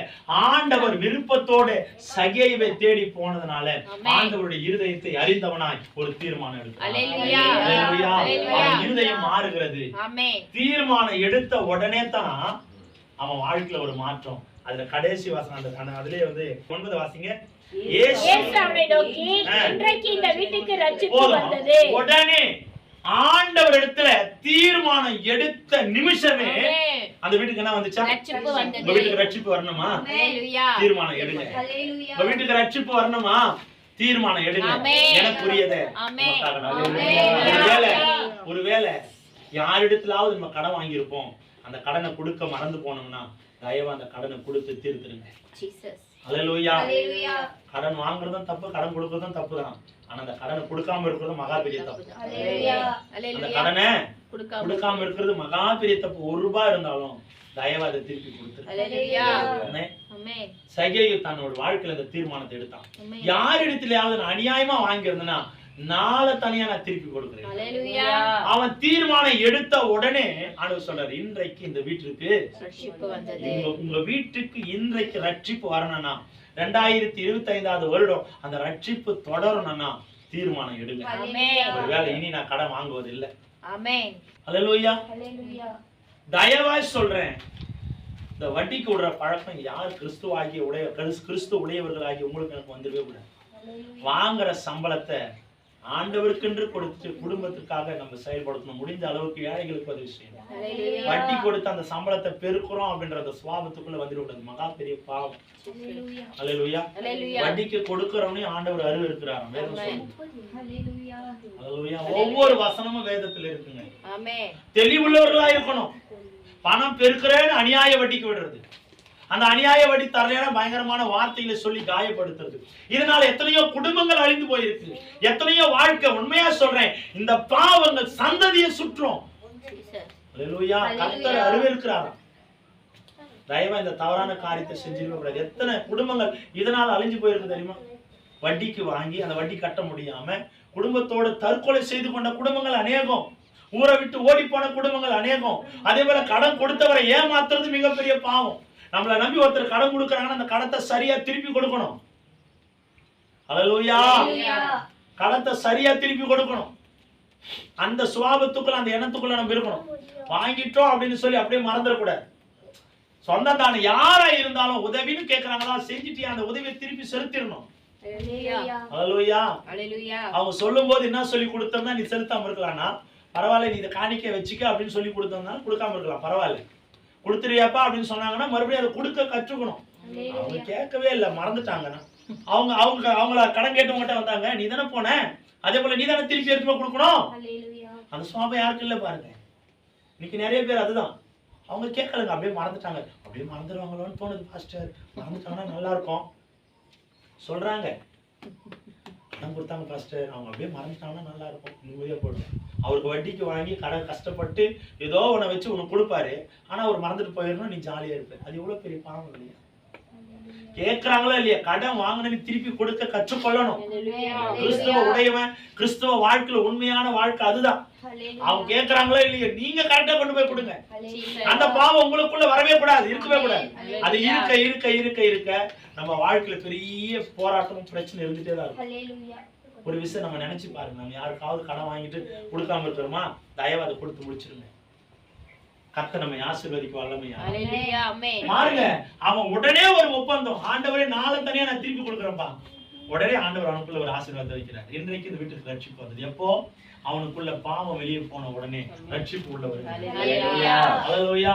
பாவம் வெளியே போன அடுத்த நிமிஷம் ரட்சிப்பு உள்ள வருது. நம்முடைய வாழ்க்கையில குடும்பத்துல இன்னைய வரைக்கும் ரட்சிப்பு இல்லாமல் இருப்பதற்கு காரணம் என்ன? யோசிச்சு பாருங்க. ஏதோ ஒண்ணு உள்ள இருக்கு, அதான் ரட்சிப்பு வெளியே நிக்குது. யோசிக்கிறீங்களா? ஏதோ ஒண்ணு எனக்குள்ள இருக்கு, அதான் ரட்சிப்பு வெளியவே நிக்குது, உள்ள வர மாட்டேங்குது. அது உள்ள வரணும்னா இங்க இருக்கிறது வெளியே போகும். அல்லேலூயா. தயவா இதை நம்ம பரிசுத்தப்படுத்திக் கொள்வோம். கர்த்தருக்குள்ள உண்மையுள்ள வாழ்க்கை வாழ்வோம். கர்த்தருக்குள்ள உண்மையுள்ளவர்களாய் நாம் இருப்போம். எப்பவுமே கர்த்தருக்குரிய அந்த பொருத்தனை நம்ம எடுத்துட்டோம் அப்படின்னா, தீர்மானத்தை எடுத்தோம்னா அந்த தீர்மானத்துல நம்ம உறுதியா இருக்கோம். இந்த வாரம் என்ன பார்த்திருக்கிறோம்? தீர்மானத்தை எடுத்திருக்கிறோம். எதுல தீர்மானம்? எதுல தீர்மானம் எடுத்திருக்கிறோம்? ஆமா. ஒரு நாள் உலகத்திற்குரிய காரியத்தை நான் செய்ய மாட்டேன், உலகத்திற்குரிய பாவங்களை நான் செய்ய மாட்டேன், எனக்குரியதை நான் பற்றி கொண்டிருப்பேன். நல்ல ஒரு தீர்மானத்தை நம்ம எடுக்க போறோம். தானியேலை போல உள்ள போகிறதும் வெளியே வர விஷயத்துல நான் உண்மையிலான இருக்கணும்னு தீர்மானத்தை எடுக்க போகிறோம். அதாவது அல்லேலூயா. மூன்றாவதாக தாவீது தீர்மானம், வார்த்தையில வாய் மீறாதபடிக்கு தீர்மானம் எடுக்கிறேன். ஒரு நாள் வாய் மீறாதபடிக்கு இன்னைக்கு நம்ம தீர்மானம் எடுக்க போகிறோம். யாக்கோபு செய்த தீர்மானம் தசம பாகத்துல காணிக்கை கொடுக்கிறதுல கரெக்டான ஒரு தீர்மானம் எடுக்க போகிறோம். அதுல சரியா நம்ம செயல்படுத்தி கொள்ள கடவுள். எதுல உண்மையை சொல்றேன், ஒவ்வொரு காரியத்துல நம்ம எடுக்கிறோம்னா அந்த ஒவ்வொரு காரியத்தின் தீர்மானத்தை அப்படியே அடுத்த ஆண்டு நம்ம செய்ய அதுக்காக ஜெபிக்கணும். கடைசியாக கடன் கொடுத்தாலும் கடன் வாங்கினாலும் அதை ரெட்ட தனியா யாரு கொடுக்கணுமோ திருப்பி கொடுத்துருங்க, கடனும் வாங்காதீங்க. அல்லேலூயா. அப்பதான் நம்ம வீட்டுக்கு ரட்சிப்பு வரும். கொடுக்க வேண்டியதை சரியா கொடுத்துருவோம். கர்த்தர் நம்மை ஆசீர்வதிக்க அல்லேலூயா. நம்ம 5 தீர்மானம் எடுத்துருக்கோம். எத்தனை தீர்மானம்? 5 தீர்மானத்தை எடுத்திருக்கிறோம். இந்த 5 தீர்மானத்தை நான் அடுத்த ஆண்டுல செய்ய போகிறேன். அல்லேலூயா அல்லேலூயா. அல்லேலூயா. அல்லேலூயா. அடுத்த ஆண்டு நான் செய்ய போகிறேன். எல்லாம் சத்தமா சொல்லுங்க. அல்லேலூயா. அடுத்த ஆண்டுல இந்த அல்லேலூயா. 5 தீர்மானத்தை நான் செய்ய தகப்பனே, ஒப்பு கொடுக்கிறேன். கர்த்தர் நீர் என்னை பயன்படுத்துங்க, என்னை எடுத்து பயன்படுத்துங்க. இந்த தீர்மானம் எல்லாம் அடுத்த ஆண்டுல நான் செய்து முடிக்கணும் ஆண்டவரே. உமக்குரிய வாழ்க்கையை நான் வாழணும் ஆண்டவரே. உமக்குரிய பிள்ளையா நான் இருக்கணும் ஆண்டவரே. ஆவியானவருடைய கரத்திலே முழுமையா என் தீர்மானத்தை ஒப்பு கொடுக்கிறேன். நிறைவேற்ற நான் அப்பா அர்ப்பணிக்கிறேன். நிறைவேற்ற அல்லேலூயா. ஆவியானவரே நிறைவேற்ற நீங்க உதவி செய்யுங்க.